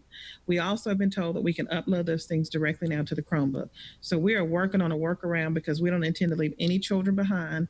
This is not emergency remote learning. This is planned. So we're preparing for those things. Great. So virtual versus blended instruction. So you can see here on the left-hand side, the virtual in K-12, 100% of the time, students will receive instruction through the learning management systems of Canvas or Schoology. The instructional model will be in the form of learn about it, practice it, and evidence of learning. So then they will upload their work to prove that they have mastered that content so that the teacher that's supporting and working with them will know that they can move on, or we need to reach out to them to have some FaceTime on the computer to get them where they need to be with that content. Teachers will schedule at least 120 minutes of virtual face-to-face instruction in a small group setting per week. We also allow those children to come together as a group to work together collaboratively if they would like. 50% of the time in the blended model, which is very different, it's a 50-50 split. So in the blended model, 50% of the time, students will receive instruction through the learning management system of Canvas, 612, and Schoology K-5. The instructional model will be the same as I just shared. Learn about it, practice it, and evidence of learning. Students will be required to complete their individual learning plan daily. Teachers will schedule remote face-to-face instruction in small group settings as needed when the students are not in school. When the students are live in the classroom, they will go back to that sample schedule that I shared earlier, where they will receive live, small group, and individualized instruction from teachers in a classroom setting. That's also when our special area teachers will come in, our elective teachers, our ESL teachers, and others to work with students as well. This is an overall Plan B at a glance, and now I will go through each section of this so that we can see the different components. So you will see here, this is sort of an outline of what we've talked about. You can see K-12, that basically with reduced capacity, as Dr. Hushard has talked about, cohort A would be 50% of the student body, and cohort B would be the other 50% of the student body that decided to come to school in a blended environment and did not choose to do the virtual, which would be completely at home and away from school. So cohort A would be face-to-face potentially on Monday through Tuesday, remote learning Wednesday, Thursday, Friday. That's consistent K-12. Cohort B would be just the opposite of that. They'd be face-to-face Thursday through Friday, remote learning Monday, Tuesday, and Wednesday. Again, consistent K-12. Remote learning for all students in Gaston County. So all students would be in a remote environment on Wednesday. There'd be no students in the schools on Wednesday for teachers to continue with their professional development and for us, of course, to clean the schools. And you can see here at the bottom, we do have another option for families, 100% virtual, which is our virtual school learning option for our families as well. Technology distribution, that's one of the things that we work through in the spring. But again, this is planned instruction. So we will have a process to distribute technology to students the very first week of school. The same week that we're distributing those devices to students will also be when we train our students on how to use the learning management system depending on their level, and also train the parents. So that will take place in the first week of school. And then we will, again, work with our families. Teachers will rotate into the classrooms as much as possible in the elementary school. And in middle school, they will have limited movement.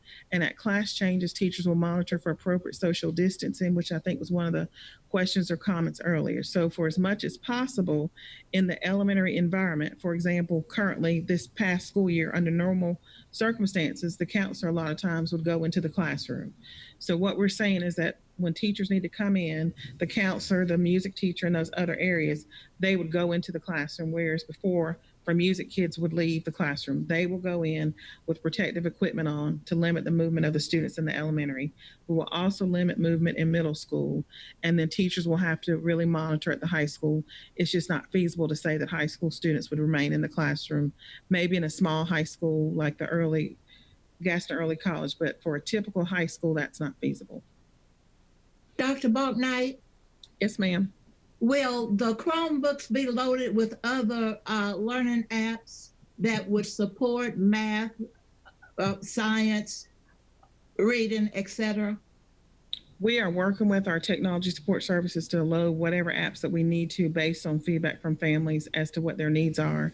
If they can go out to the internet, we have worked really hard this past spring and changed a lot of our contracts. So for example, in elementary and middle, we now have Discovery Ed for science, for example. So they will have a tech book. So if they have access to the internet, they will use that. But if there's a student that does not have access, then we'll load those things either on the Chromebook or on a jump stick so that they'll have those things when they're working from home that week. Thank you. Hey, Dr. What? Dr. Bachman, can you cover virtual learning a little bit more and just explain a little bit more about that? Yes, sir. So our virtual school's been up for a number of years. We currently, prior to this, it was a choice program with 104 students in it.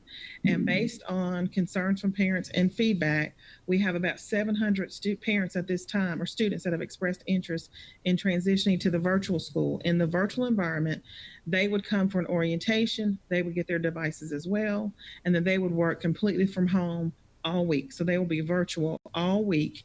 They, however, will be able to communicate and talk with their teachers. They have teachers assigned to them if they need some support or they're not understanding something or the parent needs some additional support. They have teachers assigned to them that will work with them face to face. They can schedule additional time for tutoring, but it needs to be a student that is able to work somewhat independently because they would not be coming into the school at all, but their instruction will be consistent the 5 days. So they would continue to work through the 5-day period. For example, this past spring, we had a lot of students that were taking college and career promise courses at the high school level. And because they were already online through the community college, they didn't miss a beat with instruction. And so that's how our virtual students operated as well. Okay, thank you. Mr. Yes, Devon? sir. Yes, Dr. Bachman, clarify one thing for me. On virtual days, will teachers be doing live instruction that will allow for the students to interact with the teachers? So are you referring to the students that are coming to school as cohort A and they would come to school on Monday, Tuesday? Are you asking on Wednesday, Thursday, Friday, will teachers be expected to reach out to those students that are at home? Exactly. So one of the things that we're working through, Mr. Dedman, and we've played around with that some at the elementary level, depending on the number of students that choose to remain at home, that may allow us to pair teachers differently. If you'll remember, years ago, we used to have 2 elementary teachers paired together, and this teacher would specialize like a middle school teacher, and they would teach all the math, and this other teacher would teach all the reading. So if we are able to divide the students up appropriately, then we would like to have one teacher that would work with the students on the days that they're working from home. Our goal is to have someone touching the kids every day, but if our numbers are too large, we cannot commit to our regular classroom teacher providing instruction for one group Monday, Tuesday, preparing on Wednesday for Thursday, Friday, and then also touching base with the kids from Monday, Tuesday at the end of the week. That is a goal for us to have someone touching base with the kids every day, but it really comes down to when we get down to scheduling the schools to make sure that we pair the teachers so they work together and we don't have teacher burnout because they're trying to do too many things at one time. Well, I know this is going to be different than this past spring. I mean, Absolutely. Because the plan, I just want to make sure that that child that's on a Monday, Tuesday, on Wednesday, Thursday, and Friday, he's going to get something live from his teacher. He's going to get some interaction with his teacher. So it will be a resemblance of real remote learning versus just looking stuff up or doing something else. Well, and Mr. Devon, you make a good point. And, you know, the state recommended that districts consider purchasing a learning management system, and they suggested Canvas, particularly for secondary. And a part of that was an issue across the state because it was new for all of us and we were thrown into it. And so a part of Schoology and Canvas is that teachers will be able to push things out to students and get feedback, and students will be able to upload and be able to get immediate feedback versus they won't have to wait. If they're in cohort A and they were in school on Monday, Tuesday, they don't have to wait on feedback from their teacher till the following Monday. And that was some of the frustration from students and parents that we weren't able to give the feedback in a timely manner to students or help them go on to the next activity if they had completed things earlier. Because we don't want to lose these kids. I mean, I know 2 days of instruction in school and then 3 days at home. You know, those 3 days, sometimes they can go bye-bye. You're right. And we all recognize that this is not ideal, any of these situations, because nothing replaces a face-to-face classroom with teacher and peer interaction. But based on the circumstance, the 2 days face-to-face, then we work to interact with the students on the other 3 days. And our goal is to pair teachers together so that they have strong networks with their students and everyone's getting what they need every day of the week. And may I please say that Canvas is a wonderful learning management program. We used it at the elementary level, and it was wonderful and user-friendly when given the time to explore and learn how to use it properly. Yes, ma'am. We've been given a lot of great feedback, and we have been able to work with Schoology in summer school. So that's been very helpful. So for our teachers that worked in summer school, that's been a good, helpful way for us to tweak things to make it work for Gaston County. The other piece of this chart that I would like to highlight, we got a lot of feedback in the spring about CTE and electives. CTE will be face-to-face on the days the students come to school. They will be included in face-to-face with Canvas. We are still waiting to get additional feedback from the state as to how credentials and certifications will work based on time and hours. So that's something that we're still working through that is beyond our control as a district, but we will notify and make sure that parents are aware as soon as we know early on in the school year. And then child nutrition, Dr. Huchard has already talked about. We'll do grab and go on the days. We'll make that available on the days that students are not in school. So if they're in cohort A, Wednesday, Thursday, Friday, they could participate in grab and go. And then when they're in school, of course, they will get breakfast and lunch at school. And then here is an example of potentially a staggered start, entry, and dismissal time to get all the students in school with the limited bus routes that we would be required. So potentially elementary students would be 7:30 to 2:30, middle school students would be 8:30 to 3:30, and then high school students would be 8:30 to 3:30 as well, which would allow all the students to get to their locations and utilizing our same buses.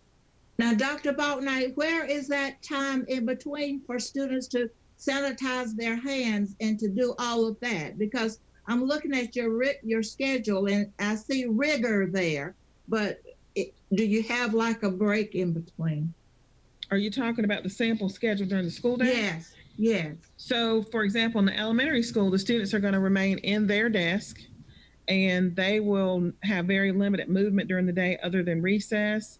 We, of course, will stop by the bathroom and wash hands and all those things. We'll have hand sanitizers, Dr. Huchard talked about in the classroom. Students will be assigned a desk. There will be no flex groups where I change desk or I move to this group during the day. That will be limited. The teacher's area even will be limited where her movement can be in the classroom just to make sure that we're trying to social distance, which has been one of the conversations across the state about the challenges that teachers will just face even on the days when they do the face-to-face instruction. Thank you. Dr. Baldwin, Yes, sir. when you say recess, do you mean that the children are able to go outside and play the normal things they do in elementary? Yes, sir, that's the plan. So we will work with our elementary schools to schedule, for example, if I have my classroom, I may go out and it may be that there are 3 classes on the playground versus 8 that would typically be, and they're all walking the track, they're all playing together. We would have to play on certain equipment as a cohort. So we couldn't intermix classes. So we're preparing for that as well because we think it's so critical that they still have that. One other thing, will they still be able to do labs like in automotive and welding and such as that? As we look at our schedule, that's one of the things that we're working on with Mr. Buchanan. The face-to-face time in CTE will be dedicated to those lab times because that's going to be so critical. And we're going to do our best in working with the state that our students can still get their credentials and certifications if possible, depending on the amount of hours they are required to be given those credentials and certifications. Internships potentially will not occur, and that's based on community relationships and them also social distancing and limit the number of people in their building. So we're planning though to do our labs and the hands-on things, not just in CTE, but also in our science classrooms as well, when the kids come to school face-to-face. Well, I know Gaston College continue to do welding labs, BLET, as well as fire training. I didn't know if we were different or not. We are planning to do the labs on the face-to-face days. We just have to work with the CTE requirements at the state level as far as awarding credentials and certifications. I know that was an issue last spring, and we're working through that with the state. Please correct me if I heard you. Did you say playground equipment? Did you mention playground equipment? Yes, Dr. ma'am. Yes. So is that going to be clean? Who's responsible for cleaning the playground equipment once the children return to their classroom? Well, we may be doing more things. Several years ago, when the state guidance came out about the Healthy Youth Act and playground equipment, each of our elementary classrooms, for example, they're given a set of playground equipment that they can take out from their classroom. Years ago, we had a prescribed curriculum that they were supposed to do certain things on certain days to make sure that they were getting some structured physical education. We may have to go back to that and hold people to that because they will have to stay in their cohort group. So there may not be a bunch of children on the swings or whatever the other equipment is on the playground. It may be more of we're playing kickball in this area. We're doing hula hoops in this area, and it's our equipment from our classroom, and we go in from recess, and that can be cleaned for the next day. Gotcha. Dr. Bachnight, one quick question. Can you elaborate a little bit more on the special academic services? So, yes, sir. And that's at the bottom of that slide that we're That's what I'm reading below it. Yes. And so on that, you will see that we're talking about, for example, we have children that have individualized education plans, students that have 504 plans. We have academically, intellectually gifted students and English language learners that will need to spend time with those specific teachers that have those skills that are required to be met or supported on their plans.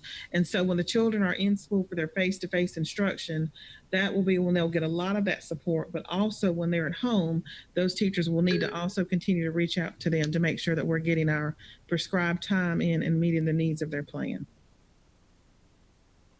Okay, thank you. So those services will still be in place. They cannot go away. They will not be taken away from students. It may look different on the days that they're at home, but they'll receive those services. Okay, thank you. Yes, sir. So again, Gaston Virtual Academy, you'll see 100% online, student-paced. It is fully flexible. Students can work wherever, whenever, or wherever. Instructors offer feedback and support to personalized learning for student pace. Courses offered fully online with support from highly qualified teachers, and the curriculum is aligned to the standard course of study for the state. That is the same whether you're face-to-face or you're virtual. The difference on the Virtual Academy in comparison, 50% in-class time and 50% remote. So half the week or 2 days of the week, I'm face-to-face with the teacher getting direct instruction. And then the other 3 days of that week, I'm working independently and getting some feedback from teachers and interaction with teachers. Students will complete their work online for all scheduled classes on remote learning days. That's where they'll use the learning management system and upload their assignments. Both online and offline learning opportunities are available. For those students that don't have access to the internet, we have worked with technology support services to come up with an alternative option to make sure those students have access to the content. Student cohorts rotate schedules between in-class instruction and at-home learning. And then, of course, again, our curriculum is always going to be aligned to the standard course of study, no matter what option parents choose. So again, and this is, and we've talked about it quite a bit, but this is the question that I've received the most, trying to understand what's the difference as parents are trying to make this decision. So there will be 2 cohort groups of students. We have talked about potentially dividing them by alphabet, trying to keep families together. And then 50% of their time will be spent socially distanced in a traditional classroom. 50% of their time will be spent continuing their learning through an online platform. Remote learning days will be a continuation of in-class instruction, so there will be no time lost. Gaston Virtual will be 100% of their classes online through the platform. Instructors will be available to assist and support just like they would in a regular classroom. Interactive class time is available. Option to learn at their own pace. And so what that means is that if you want more interaction, when you sign up for that and we give you the survey and find out what you want in the virtual, then you'll get as much interaction as you would like. Or if you want to be self-paced and you really want to work with your student from home and submit assignments and we'll monitor your progress that way, then it could be completely self-paced if you selected that option as well. So you have a little more flexibility in the virtual option. But even in the remote learning, you'll spend remote learning time continuing your coursework from the class days. They'll complete online assignments for each course every day. The beauty of the schedule is that you at least know that there are set days, Wednesday, Thursday, Friday, for example, that I'll be working independently at home. You'll communicate with your teachers to maintain continuity of work. If I'm an older sibling and I have a younger sibling, the goal is to have them on that same schedule so that if I need to be there with my younger brother or sister, we're home on the same days. And then in the virtual academy, you of course can be home every day, and that we'll build their schedule to fit their needs, interactive class time, option to learn at your own pace, and communicate with teachers for support and enrichment. And even in the virtual academy, we have electives. We even have a physical education. We have photography and all those other things that make a well-rounded school day. It's not just core content in the virtual academy. Dr. Balknight, if I may, just for a moment, ask another question. Sure. I've had some parents express interest and ask about the virtual academy.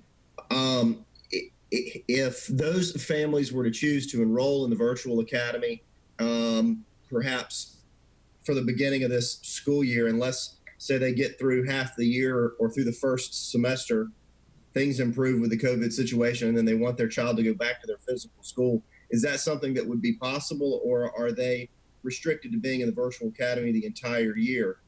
Secondarily, if students have gotten accepted in a school choice program, but those families don't want their children in physical school this year, would they be able to do the virtual academy and then return to their school choice program, for example, in the following year? Mr. Davis, those are two great questions. I'm glad that you brought them up. We have been talking about, if you choose to do the virtual, because we would need to hire and staff the school, we would ask that families remain in the virtual a minimum of a semester. And then if things look different with COVID-19, if that's their reason for moving over and they want to transition back to their school, we think that we can work with schools to transition them back at the semester, or they could remain for the year. We are working with our families in the choice program. They also should have the support and safety. If they want to be in a different setting for the semester, then they will be able to go back to their seat at their choice program as well. Dr. Balknight? Yes, ma'am. On that same line, how will the virtual academy work as far as extracurricular and activities such as sports, if they choose to go to virtual and then decide that they would like to go back to a home school? The virtual academy at this point does not have sports as a part of its lineup. We certainly can talk about that. I know Mr. Duncan's going to give you some just basic athletic information in a little bit. However, we have always allowed students, if they wanted to participate in a CTE course that's offered at their home school, if they wanted to do that, they could. My thinking, Ms. Cherry, if a family is choosing to do the virtual because of COVID, then they will want to remain completely remote, or virtual, I'm sorry.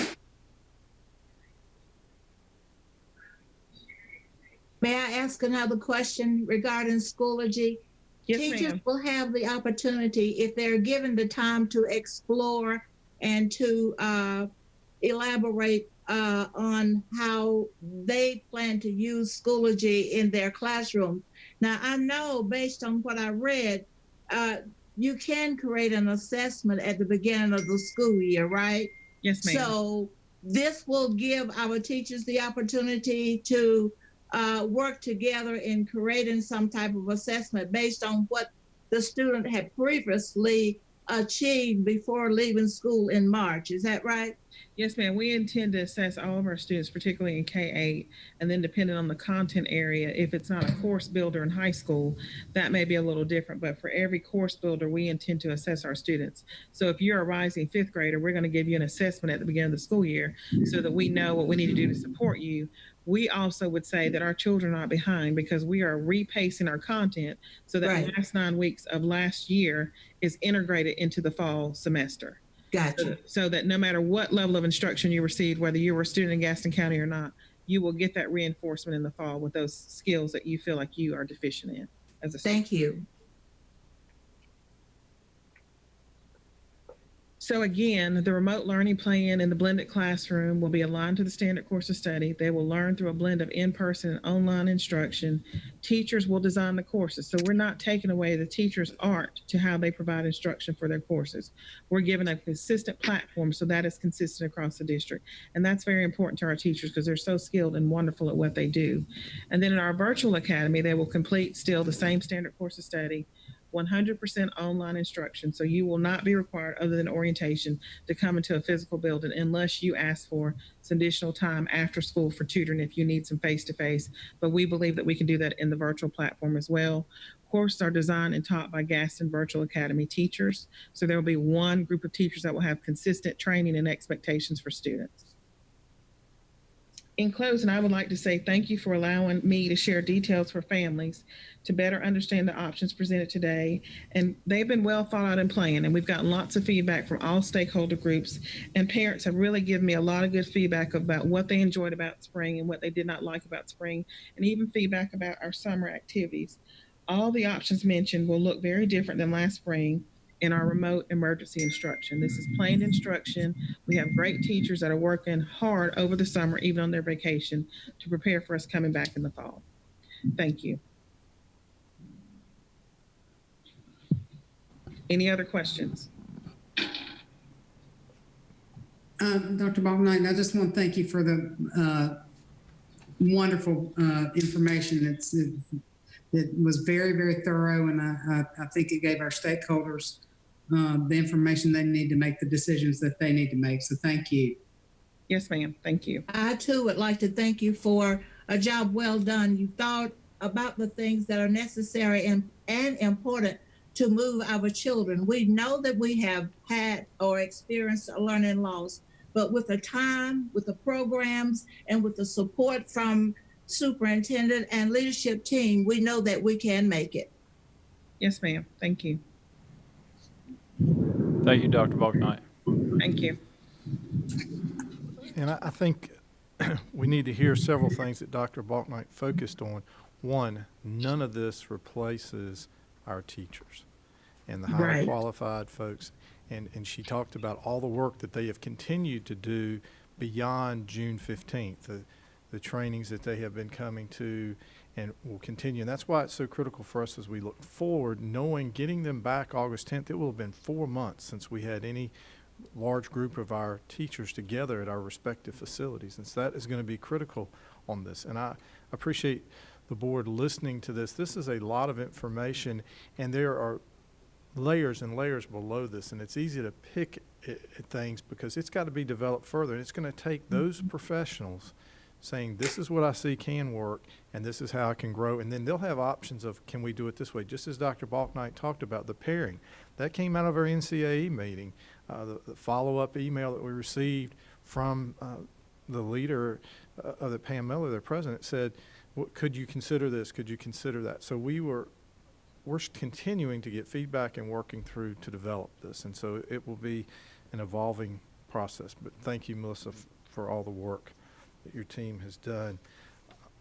Another thing that is critical, and we know that you've had some questions about, is the health and safety procedures. And I'm going to ask Denise McLean to just do a brief review of that. As I've mentioned already, we have a great relationship with our local health department, and I know this morning there was a conversation about some of the information. So, Ms. McLean? Yes, good evening. Chairman Moore, Vice Chairman Collier, members of the board, and Superintendent Dr. Booker. Thank you for this opportunity to provide an update on some of the health and safety procedures that we must put in place for the start of school due to COVID-19. The North Carolina Department of Public Instruction has released a toolkit that addresses the recommendations and requirements for schools under Reentry Plan B. This evening, we would like to share information about the requirements to conduct screenings and temperature checks. As a frame of reference, I will present 2 flow charts that outline protocols for staff to follow when responding to a positive symptom screening. These protocols identify next steps in interacting with students who have screened positive. So the first slide shows or indicates the next steps that schools must take after screening for COVID-19. If you look to the far left, you will see the first branch indicates that if no symptoms exist or if there are no flags, then that student proceeds to school as usual. The second branch indicates that if a student presents as having been exposed but have no symptoms, and first let's go back and define what exposure means, and that is being within 6 feet of someone diagnosed with COVID-19 for 15 minutes or more. That student cannot attend school, and they must be home for 14 days since the time of the exposure. The third branch shows that when there is a diagnosis but no symptoms, in this situation, the student still cannot attend school. They must remain home for 10 days since the first positive COVID-19 test. Now, the fourth branch indicates that, shows that if a student presents with a symptom, and symptoms can include having a fever, chills, shortness of breath, difficulty breathing, a new cough, or new loss of taste or smell. Then again, in that situation, if any of these symptoms are present, the student cannot attend school. So let's take a deeper look at the symptoms. A student cannot go to school if confirmed with COVID-19 or the person has not been tested. And again, this is when somebody is showing a symptom. 10 days after they first start showing a symptom and they show no signs of a fever, and that's without medication, and no other symptoms, then they can return to school. If a negative COVID-19 test with no fever for 24 hours, again, not having any medication to reduce the fever, and that student remains well for 24 hours, then they can return to school. And finally, if there's a confirmed diagnosis other than COVID-19, for example, a stomach virus or an ear infection, they would follow the normal school policies in order for them to return to school.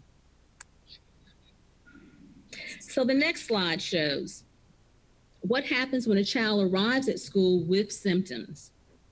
As you notice, there are several different scenarios. And to start, it's important to know that any school staff can conduct screenings. We do have school nurses, but some of them serve more than one school. So we will allow other staff members to assist in this process. So looking at the second blue box, once a child is screened and they show exposure, they have symptoms, or they have a confirmed diagnosis, then they will be evaluated again by the nurse or school staff member just to confirm that exposure, the diagnosis, or that they are actually showing symptoms.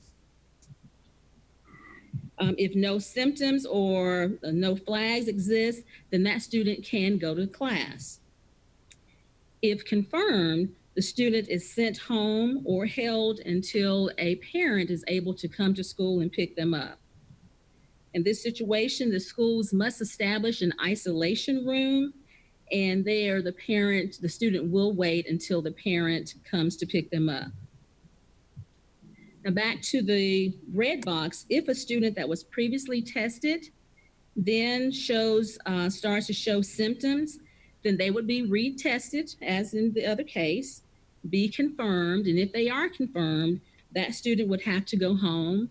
They would remain at school in an isolation room until the parent is able to pick them up.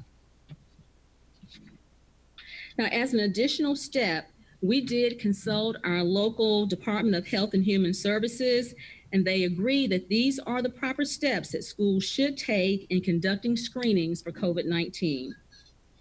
This concludes my presentation on conducting symptom screenings and temperature checks. Ms. Guthrie, you're on mute. I have a question. Yes, ma'am. So let me look at the bus rider first. We are saying that so only students sitting in the center of a bus could ride the school. What if one student on that bus showed symptoms? Are we saying that we could have a whole bus load of students not coming to school? Or what if one child in that classroom had or showed symptoms? Are we saying that the entire classroom would be missing for 15 days? Or what if we say that we do not have a nurse for every school, which I think is critical? Then we say that anyone can conduct screening. Who in the school would be that anyone? Yes, ma'am. So to start, you mentioned buses, and I know Dr. Huchard did address this. Our students would have to go through a process of completing an attestation form. At this point, the determination and how we would handle a bus monitor has not been established. We're working through that. However, the state has given us guidelines on having parents complete an attestation form that would indicate that the student is not symptomatic, that they don't have a fever. That student can then be allowed to ride the school bus. Once students arrive at school, they will also go through the screening process again. So maybe they developed something, from the time they left home, and maybe the symptoms didn't show at that time, but they would have a screening before arriving to school. Now, in the event of someone having an outbreak and your question about the classroom, same situation.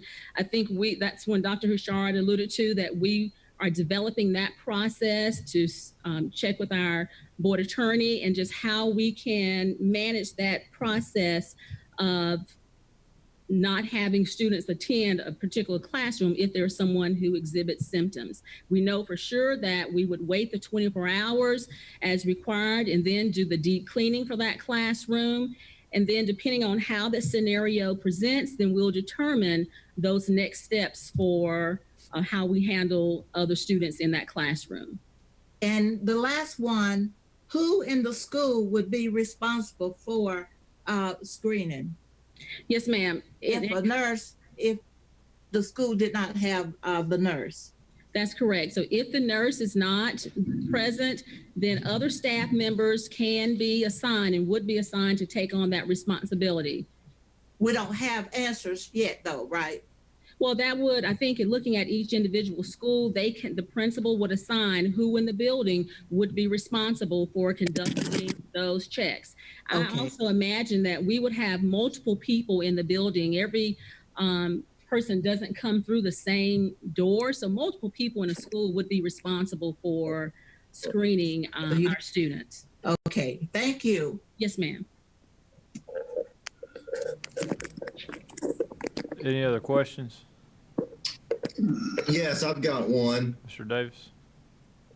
Thank you, Mr. Chairman. Just to get a little clarification, if we have a student that exhibits signs of COVID and so they're not able to come to school, they can still attend virtually on their cohort day. Is that correct?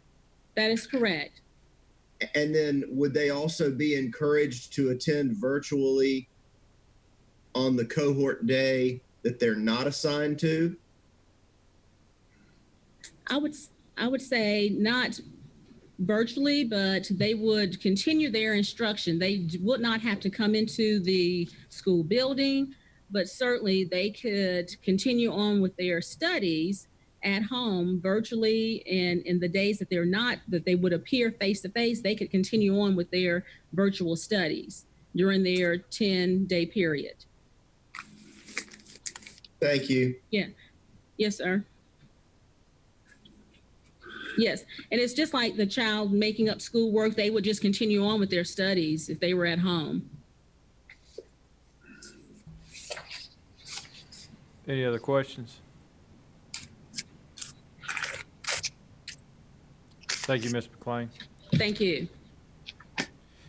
And next, under our focus areas, we had about athletics and extracurricular activities. And so I would ask Mr. Chad Duncan if he could join us, the District Athletic Director, to talk about just some of what we have been experiencing this summer as we roll into our fall. Chad? Good evening, Chairman Moore, Vice Chairman Collier, Dr. Booker, and members of the board. We hope that our workouts can begin on August 10th. Obviously, our workouts are going to have to adhere to our social distancing guidelines, and that has been a challenge across the state to try to figure that out as we try to maintain the 6 feet for all of our activities. The workouts, this would be limited to skill development and conditioning, and they can be held both outdoors and indoors, but they do have number restrictions on that, and they're restricted to no no contact, period. The skill development is going to depend by sport. So that is something that a lot of people might not be familiar with. So like football, for example, and again, we're in phase 1 for the High School Athletic Association, and football is not permitted to wear any equipment at all.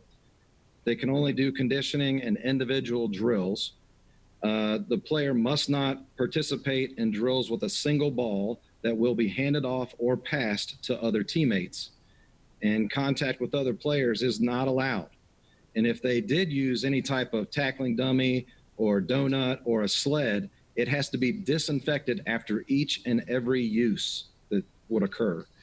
And again, I said number-wise, that is something that we'd have to pay attention to as well. If the workout is going to happen outside, they're only allowed a number of 25, and that would include also a coach would have to be included in that.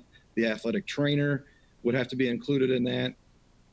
Any managers or first responder.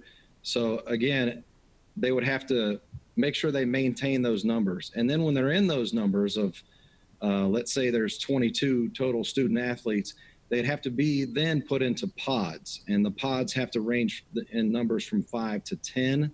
So that is important to also maintain. And then those pods are obviously going to be the same every time that they would have a specific workout. Indoors, they would be allowed a total of 10. So again, if you put the coach and the athletic trainer in there, that would also be, so you'd only have 8 possible student athletes inside. And again, every time any of our coaches or student athletes would show up, they'd have to have temperature checks. They can't be 100.4 or above. All of our coaches the whole time and athletic trainers would have to wear face coverings, and student athletes, when they checked in every day, would have to wear a face covering. But straight up there in the woods, there's no gap. Am I? You're okay. Okay, I'm sorry. But again, those face coverings would have to be worn when they first arrived for the student athlete, and then when they were doing some type of workout, they would then be able to take it off. But as soon as their workout was finished, they would have to put the face covering right back on. I believe that's all I have, unless we have any questions. Have any questions? I do have a question. Ms. I have Guthrie? one. Go ahead, Ms. Guthrie. Mr. Duncan, sports like wrestling wouldn't be offered then right now, right? That is correct. In phase 1, the mat rooms would be closed. All they would be able to do is basically condition, which would be run. I see. Thank you. Mm-hmm. Any other questions?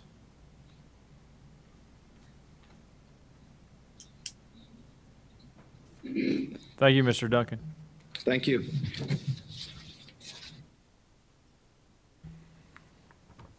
And so our last area is about information and communication. And this is an area that we have talked about, and you've heard it throughout the presentation.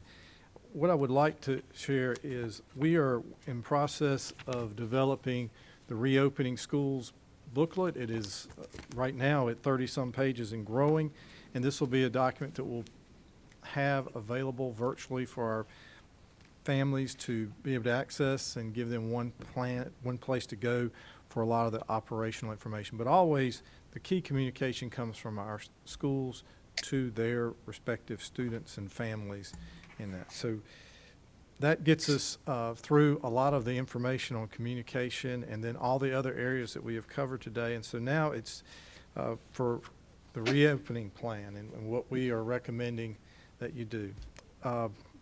John F. Kennedy said a long time ago, leadership and learning are indispensable to each other.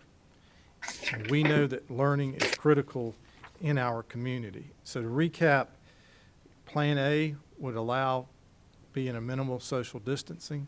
Plan B would be in moderate social distancing. And then Plan C would be remote. As we move forward and make a recommendation, know that we recognize we are still in phase 2 of a directive from the governor for our entire state.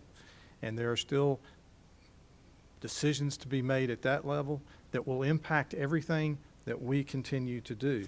But we know that it is time to put something forward so our families can begin planning and trying to adjust their schedules. And so this next graphic shows what we recommend to the Board of Education, that we go with a group, student group A and student group B, and each of those groups would attend school 2 days a week. And this diagram shows that group A would be on Monday and Tuesday, group B would be on Thursday and Friday. And of course, the virtual academy is operational all 5 days with its operation. And so that is what we present, but recognizing that we still have dates. August 10th is when our teachers and certified staff return, with a targeted today based on legislation, August 17th start date. There is a lot of work and coordination to get completed in all of this. And we know that there will be additional data points that will come between now and the 10th, as well as the 17th, and we will have to be fluid and working with that. And it will take our teaching professionals to work with their administrators on how we can develop these plans to allow students to come back on 2 days a week and to establish the way that we can do our remote learning. What we know, and what I want to stress to the community, this is not what was done in the spring. In the spring, there were a lot of things edicted by the state, North Carolina State Board of Education. This is back to traditional school, from grades and attendance and all that school is supposed to be, and we'll have to be working from that. So we need to be incorporating that in all the plans. So we want to have a safe environment, and we remain concerned about how we'll bring our employees back, how we'll maintain a safe environment for our employees. We have heard those comments, and we'll continue to work with them with always wanting it to be a safe environment. So we know that we want all students to have an opportunity to learn. You've heard Dr. Balknight touch on the various ways we're trying to meet those that we know have challenges in access from the internet.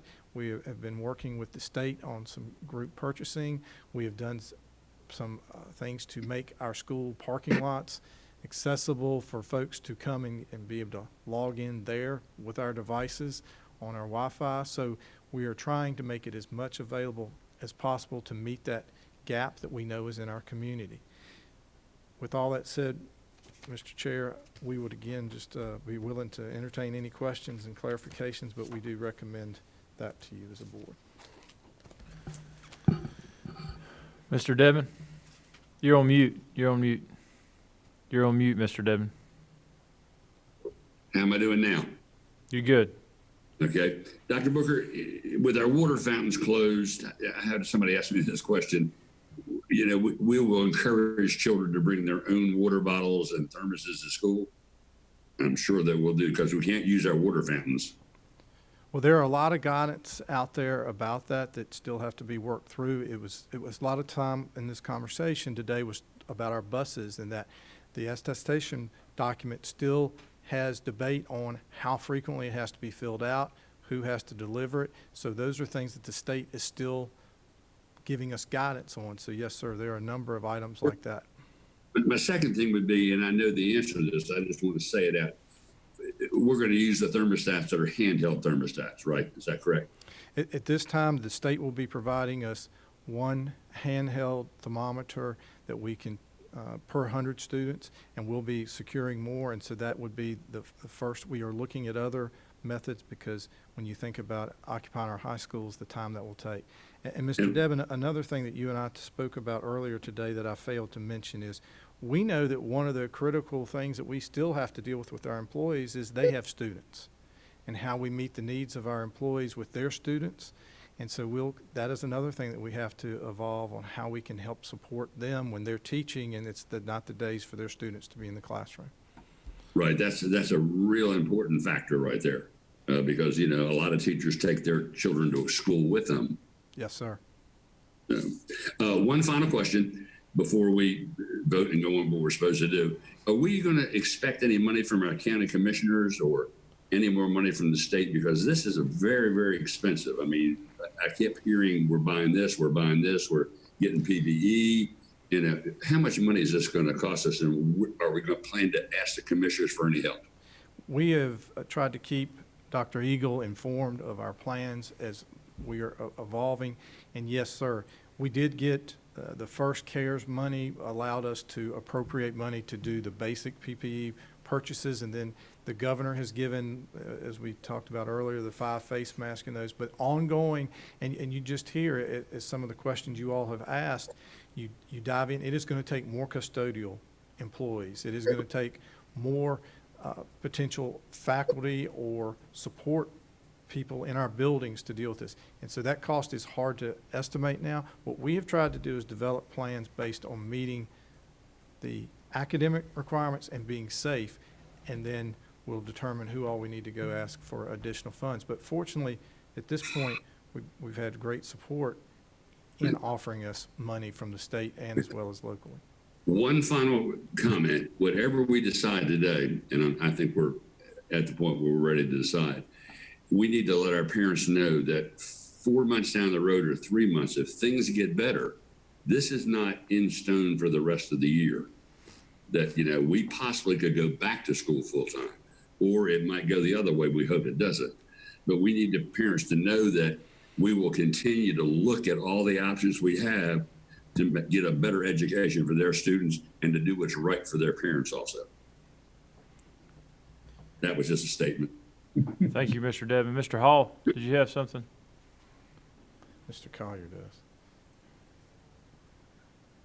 Dr. Booker, on the cleaning part, I think you're correct that it's going to probably have additional staff for protocol cleaning, restrooms, classrooms, and everything. We take that off the teachers because I know there's going to be a learning curve for all our staff and teachers for the new virtual and the whole new part of going back to school.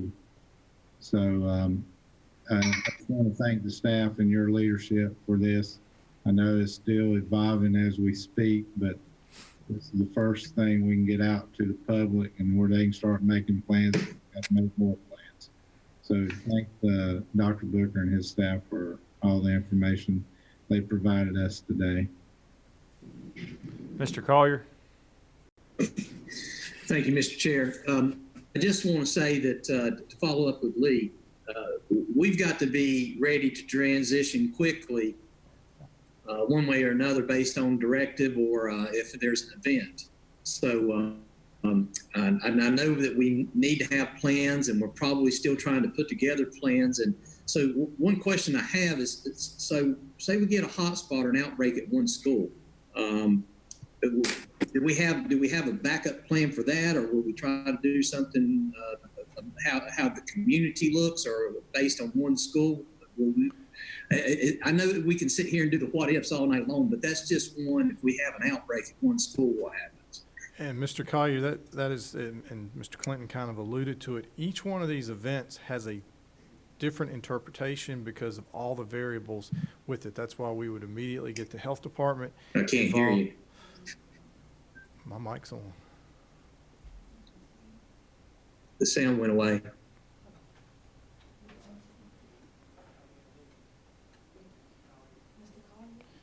Can everyone else hear me? That's better. Okay.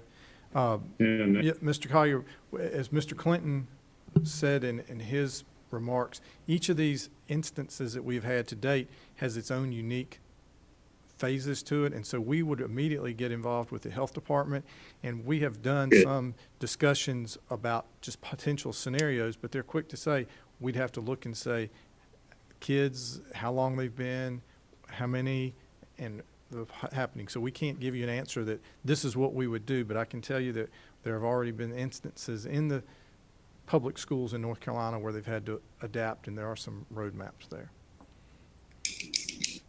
Okay. Thank you. Mr. Hall, did you have a question earlier? Yeah, I had one that got knocked off with the good Lord storms. I got a satellite for my internet, Usenet. But anyway, I don't know if you have addressed it, but I'm concerned with the ventilation systems. Have you addressed the filtration systems, like with HEPA filters and all, or Mr. Bouchard would probably know that better than anyone, because Yes. that is And that's the air they're breathing. Mr. Hall, that is a concern that has been raised by a number of folks as we have been working through this. And yes, sir, depending on the type of ventilation system you have at that, and as you know from your professional experience, we're held to a higher standard on air mixture that we have to do as amount of CFM that is required. And so we've got to evaluate and look at that. And the critical part. Air. Yes, sir. And the critical part on that is finding for these rooms where we have to put students who may be exhibiting symptoms and making sure that has a separate. So that is one of the things that has to be worked through. Thank you. Ms. Cherry? I just want to say that, the plans that we have for what we know now, I feel good about. As Dr. Booker said, we don't know what next week is going to bring, or by August 17th. I have total faith in our staff, all of our teachers, all the administrators in our schools, and with everybody's hard work and their commitment, we're going to make it work.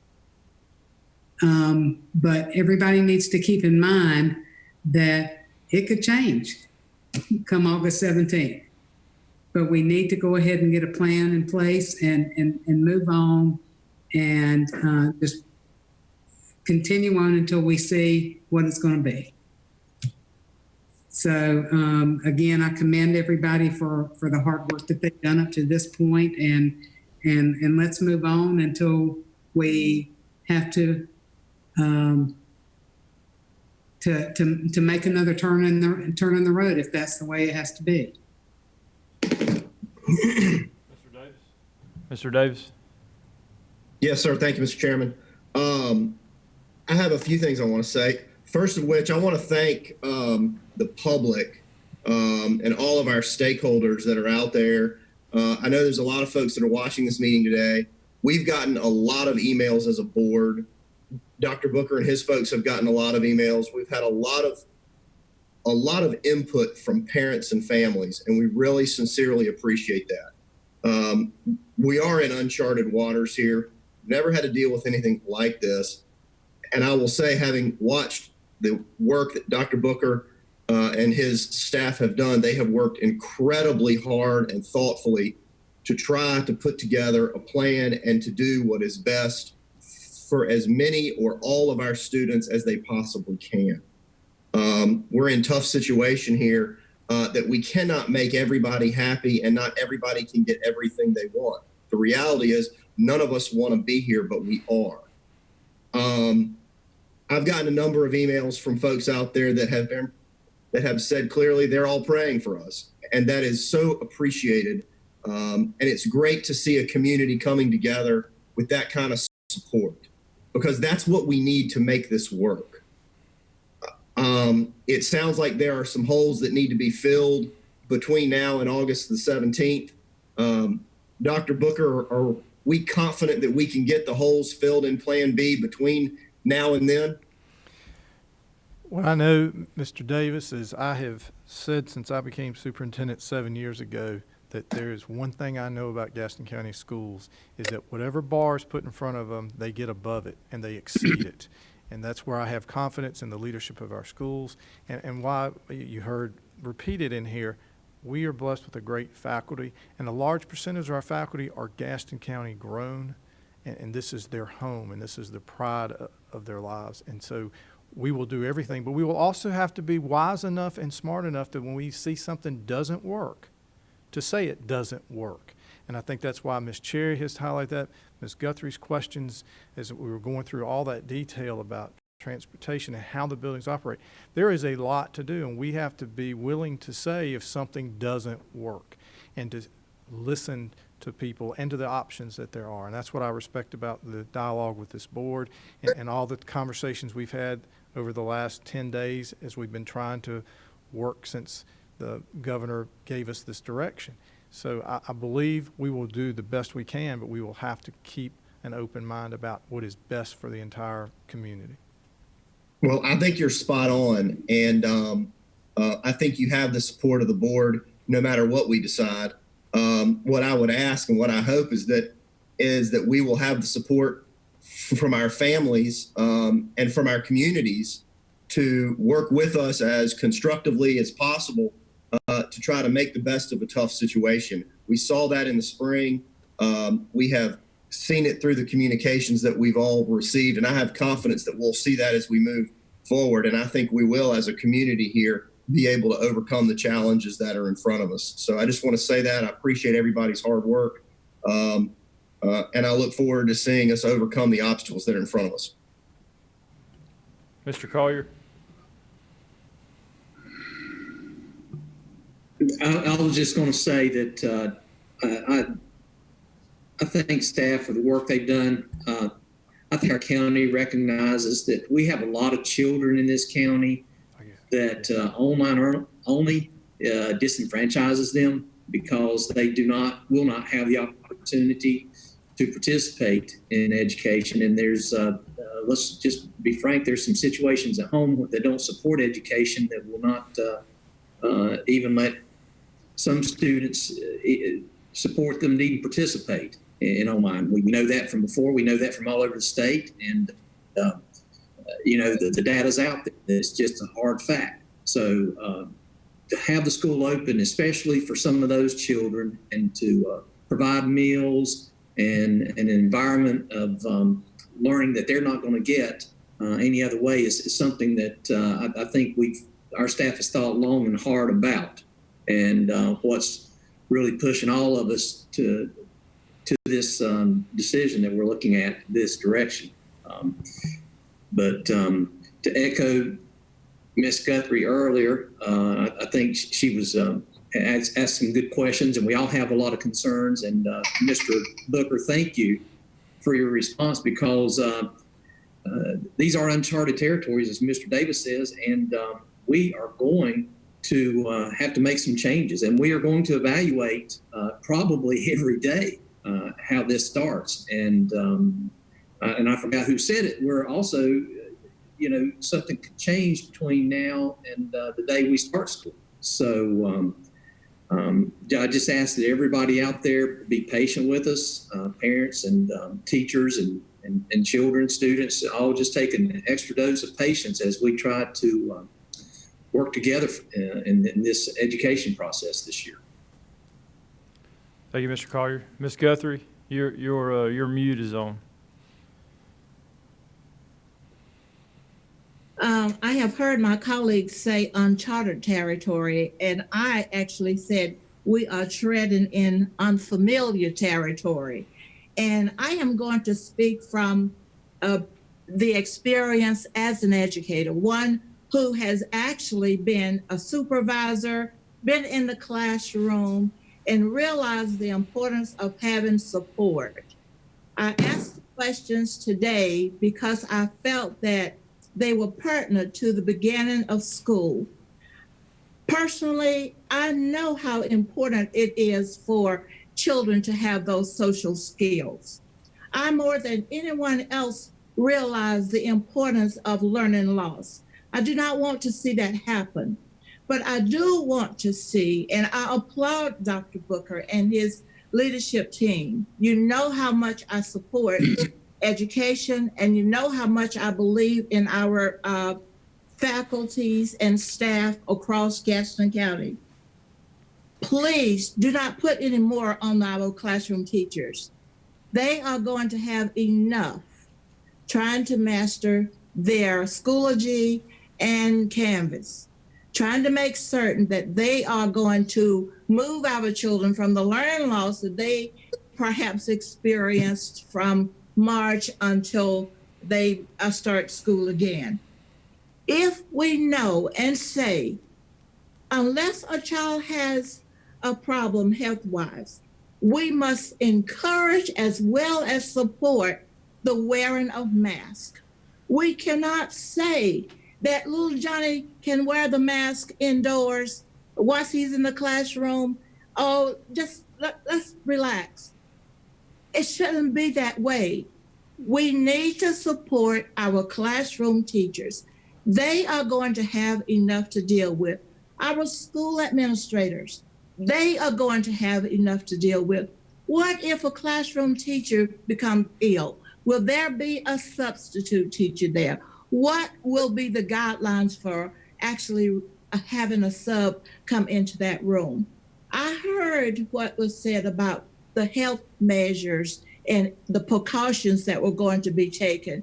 Please don't lose the interest, the excitement, and the enthusiasm as far as supporting our schools, our administrators, and our teachers once we start school and perhaps everything looks okay. That's all that I'm asking for. Personally, I believe our teachers need that time, the extra time to learn the learning platforms, because who knows? We don't know, as everyone has stated, whether or not we will or our children will start school on August 17th. But we need to give our educators, abruptly we left school. So let's give them the time that they need so that they can feel comfortable, because they too have families. And we all want what's best for Gaston County Schools. We love our superintendent and our leadership team, and we thank you, but we need to make sure that support is there from day one until we leave in June of the next year. Thank you, Ms. Guthrie. Mr. Oshry, did you have anything? Your mute's on. My mute's off. You're good. Let's vote. All right. Let's vote. All right. I just want to say one thing. I think somebody said it earlier. This is not really it's a lose-lose for us no matter which way we go. Dr. Booker and his team have worked extremely hard. I talked to Dr. Booker more last week than I talked to my wife, I believe. So I think this is a good option. I think that from hearing the comments, I believe the board supports it. And I'll be calling for a vote. Mr. Dedman, did you have something else? I want to remind the people that there's 1,000 questions that we could ask. Should a custodian wear a face mask? How about the supplies we bring? I want our parents to know that we're going to answer all those questions before we start. I mean, we can't answer them all tonight about substitutes and about face masks, but we will answer each of those questions. And so they'll know the answer to those before they go. And I wouldn't mind having parents submitting questions, at least to their principals or their schools, so we can make sure that we haven't forgotten anything. I know, Dr. Booker, your staff and you have done a great job, and you've hit everything on the nose, but every once in a while we might forget something. But that's all I wanted to say. Parents, give us a chance, tell us what you need to know, and I promise you that we will go through each and every one of your concerns. Thank you, Mr. Dedman. With that, I'm going to call for the vote. It's an action item update on reopening schools. I need a motion. Mr. Oshry? I make the motion to accept the proposal. I need a second. Mr. Collier? Any other questions or discussion? All right. All in favor? Aye. Aye. Aye. Aye.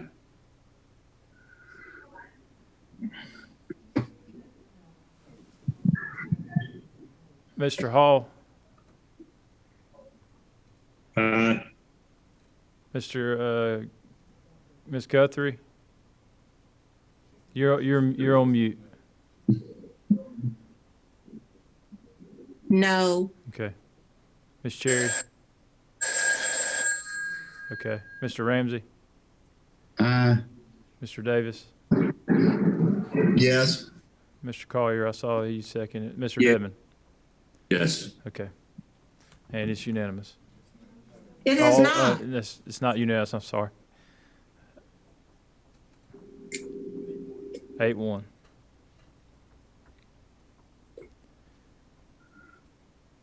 All right. We're going to take a quick break. Let's take about 5 minutes, and then we'll get back into our meeting.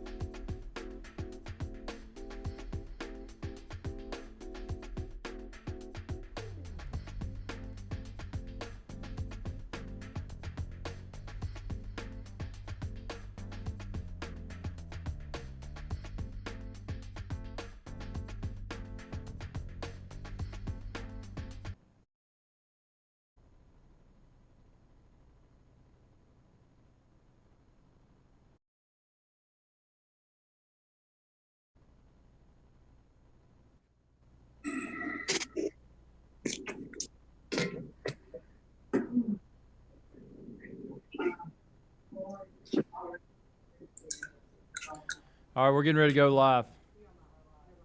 All right, we're back in session. Sorry. Our next item on the agenda is our alternative assessment, and this is an action item, and Ms. Rebecca Powers.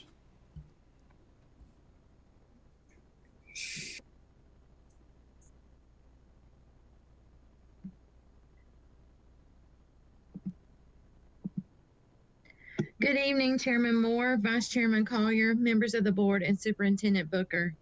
I come to you tonight to share with you the alternative accountability model for both Warlick Academy and Webb Street School for the 2020-2021 school year.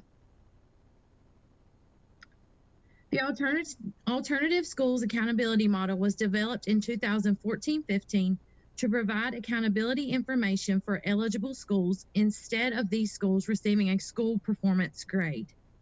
However, beginning with the 17-18 school year, alternative schools began to receive a school performance grade for specific purposes. But the alternative accountability model continues to be used for reporting accountability information. Warlick Academy and Webb Street School continue to meet the eligibility criteria to participate in the alternative model and will continue to use the same model option used in previous years. Warlick Academy and Webb Street School will use option B. This is the progress model. The progress model is made up of 20% academic persistence, 20% achievement, and 60% growth. The school will receive a change rating that compares the current year to the previous year. Thank you, Chairman Moore. That is all I have. Thank you, Ms. Powers. This is an action item. Do we have any questions for Ms. Powers?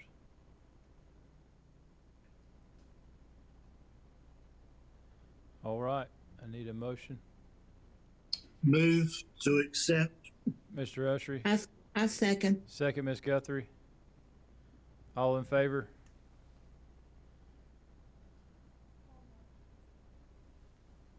And it's unanimous.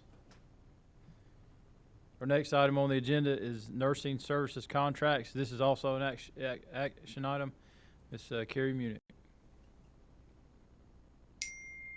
Chairman Moore, Superintendent Booker, members of the board.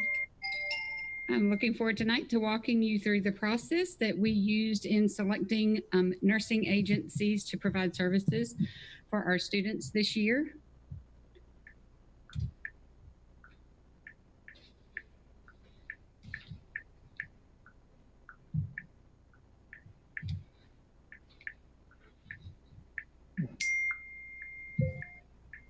Okay, to start with, we posted the process and applications on our website.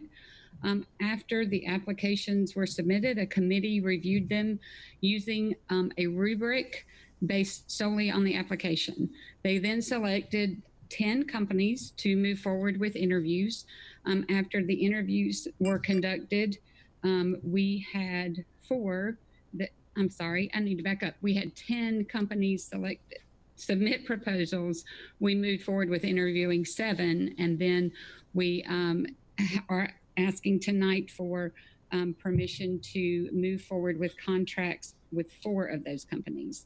The companies were selected based on their percentage of total points received on the application and in the interview process. The 4 companies that we would like to offer contracts are Bright Star Care, Thrive Skilled Pediatric Care, Bayada, and Continuum Pediatric Nursing.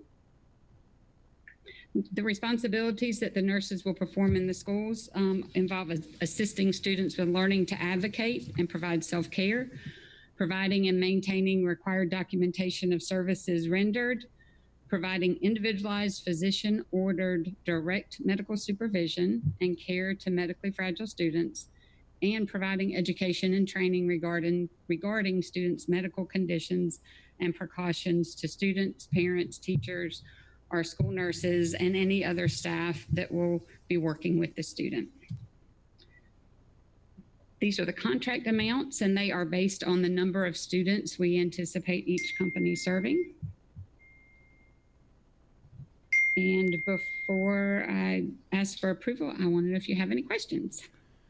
Have we got any questions? Mr. Devon, you're on mute, Mr. Devon.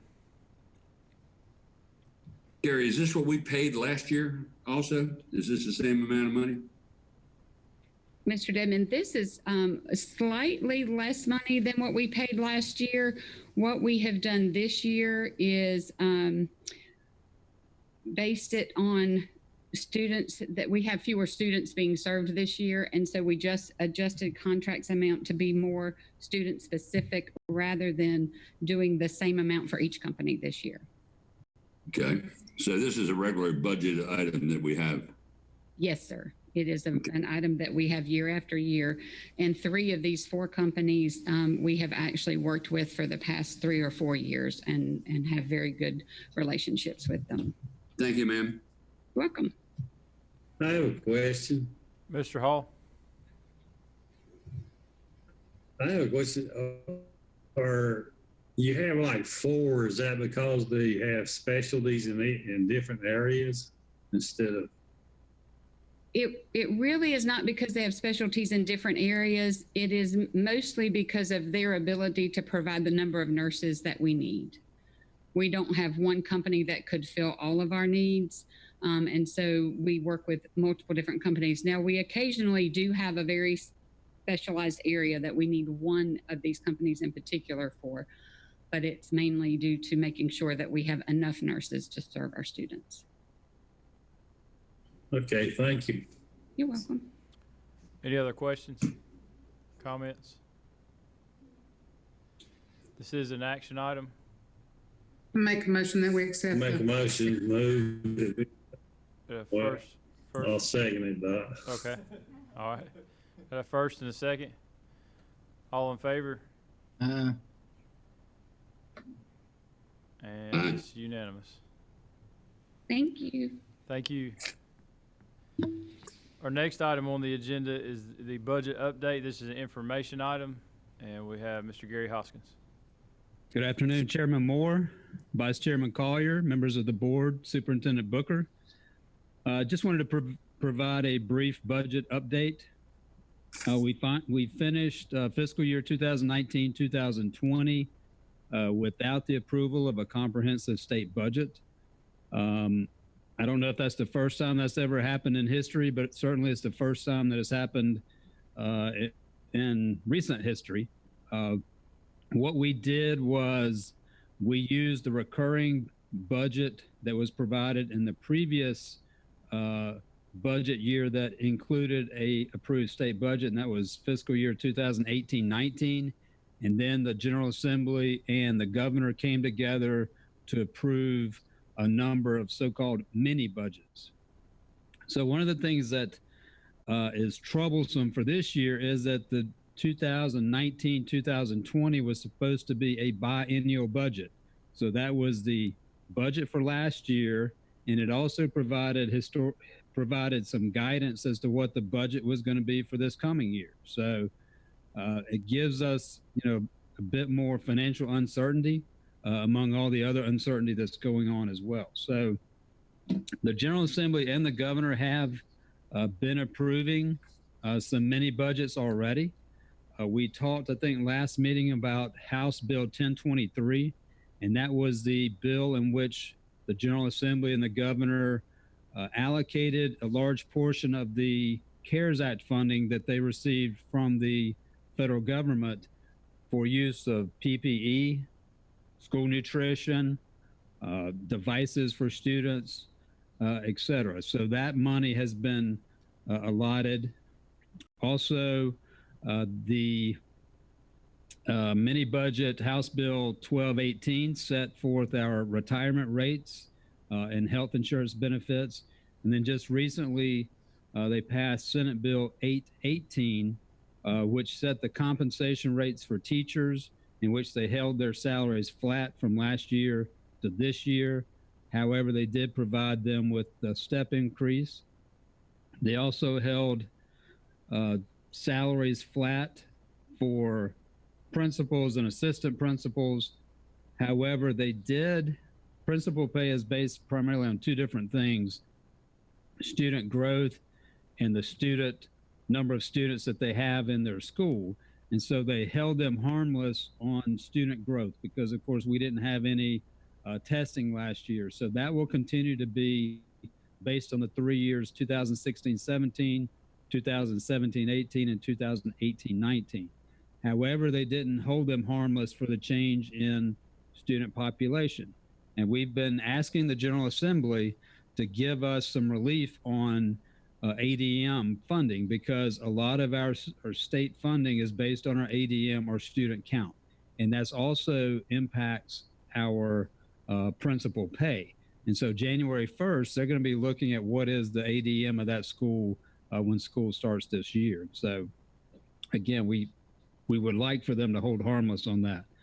Also, they agreed to a $350 one-time bonus to our teachers that'll be paid in October of this year as well. So it looks like we're going to start having, the mini budgets again like we had last year. We're hopeful that we will have a comprehensive state budget for the fiscal year 2020, 2021.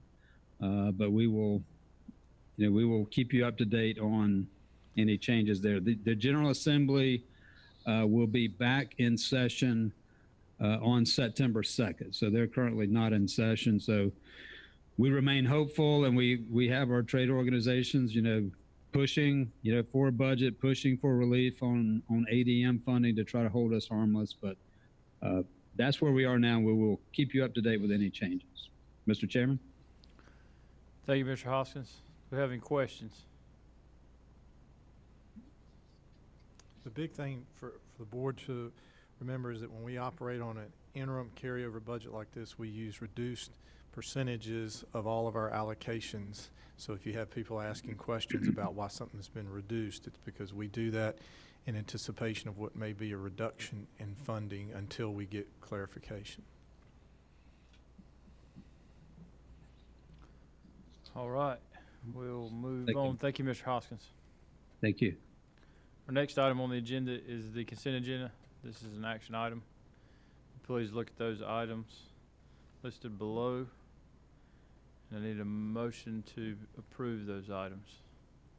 Mr. Chair, I make the motion that we approve everything on the consent agenda. All right. Mr. Devon, second. Ms. Cherry? Mr. Chair, Yes. I'd just like to say something.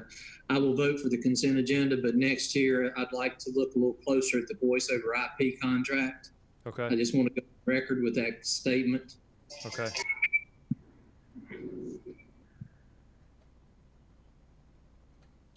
All right, we got a first and a second. All in favor? And it's unanimous. Thank you. Our next item on the agenda comes to a time in our meeting where we hear from our superintendent, Dr. Booker. Thank you. And I believe you've heard from us a lot tonight. I will keep it very brief. I do want to highlight a couple of things on the consent agenda, and that is that we are very fortunate that our partnership with our county police, Chief Ramey and his team approached us several months ago about an opportunity for a grant to increase the number of resource officers that he is funded for. And so that was one of the consent agenda items to allow us to do that partnership over the next 3 years that would add a number of resource officers. So we're very excited about that. There were a number of policy updates that have been posted and are out for comment, and we did not receive any comment to the negative on those, and so we appreciate your approval of that. And as Mr. Collier pointed out, a number of our ongoing contracts related to the technology support of the operations of the district. And so those are all things that are on that consent agenda, and I appreciate your support of that. I do need to ask for a closed session this evening, both for personnel and consultation with attorney. Mr. Chair, I'd like to make a motion that we go into executive session or closed session under North Carolina General Statute 143-318.11, paragraph A6 for personnel, and the same statute, paragraph A3 for consultation with attorney in order to consult with the board's attorney and protect the attorney-client privilege, and to receive advice with respect to the lawsuit caption 19-CVS-319 Solomon et al. Versus Gaston County Board of Education et al. And any other legal matters. Second. Second, Ms. Cherry. All in favor? And it's unanimous. We're in closed session.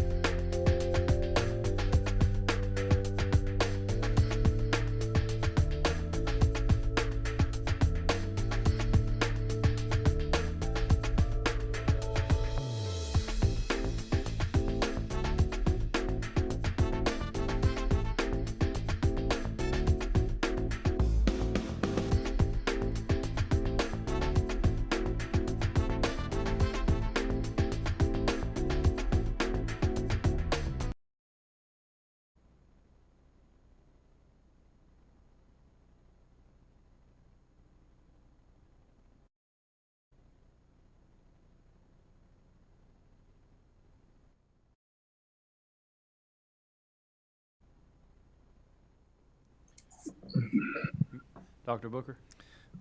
Mr. Chair, members of the board, I would like to recommend the following 4 individuals for assistant principals who will be offering contracts to the following 4: Brittany Beckham, Elizabeth Crosby, Sean Surzak, and Doneen Johnson. All 4 of these will serve as assistant principals with Gaston County Schools. I need a motion. Mr. Usher? Mr. Chair, I would like to move to approve Dr. Booker's recommendation for these individuals. All right, thank you, Mr. Usher. Mr. Chair, second. All in favor? Aye. And it's unanimous. Thank you for your time and attention. We have worked hard tonight to try to navigate this sea we're in. So we look forward to our next regular board meeting. And with that, Mr. Chairman. Yes, sir. I'd like to make a motion that we adjourn for the evening. All right. And a second. Ms. Cherry, all in favor? Aye. And we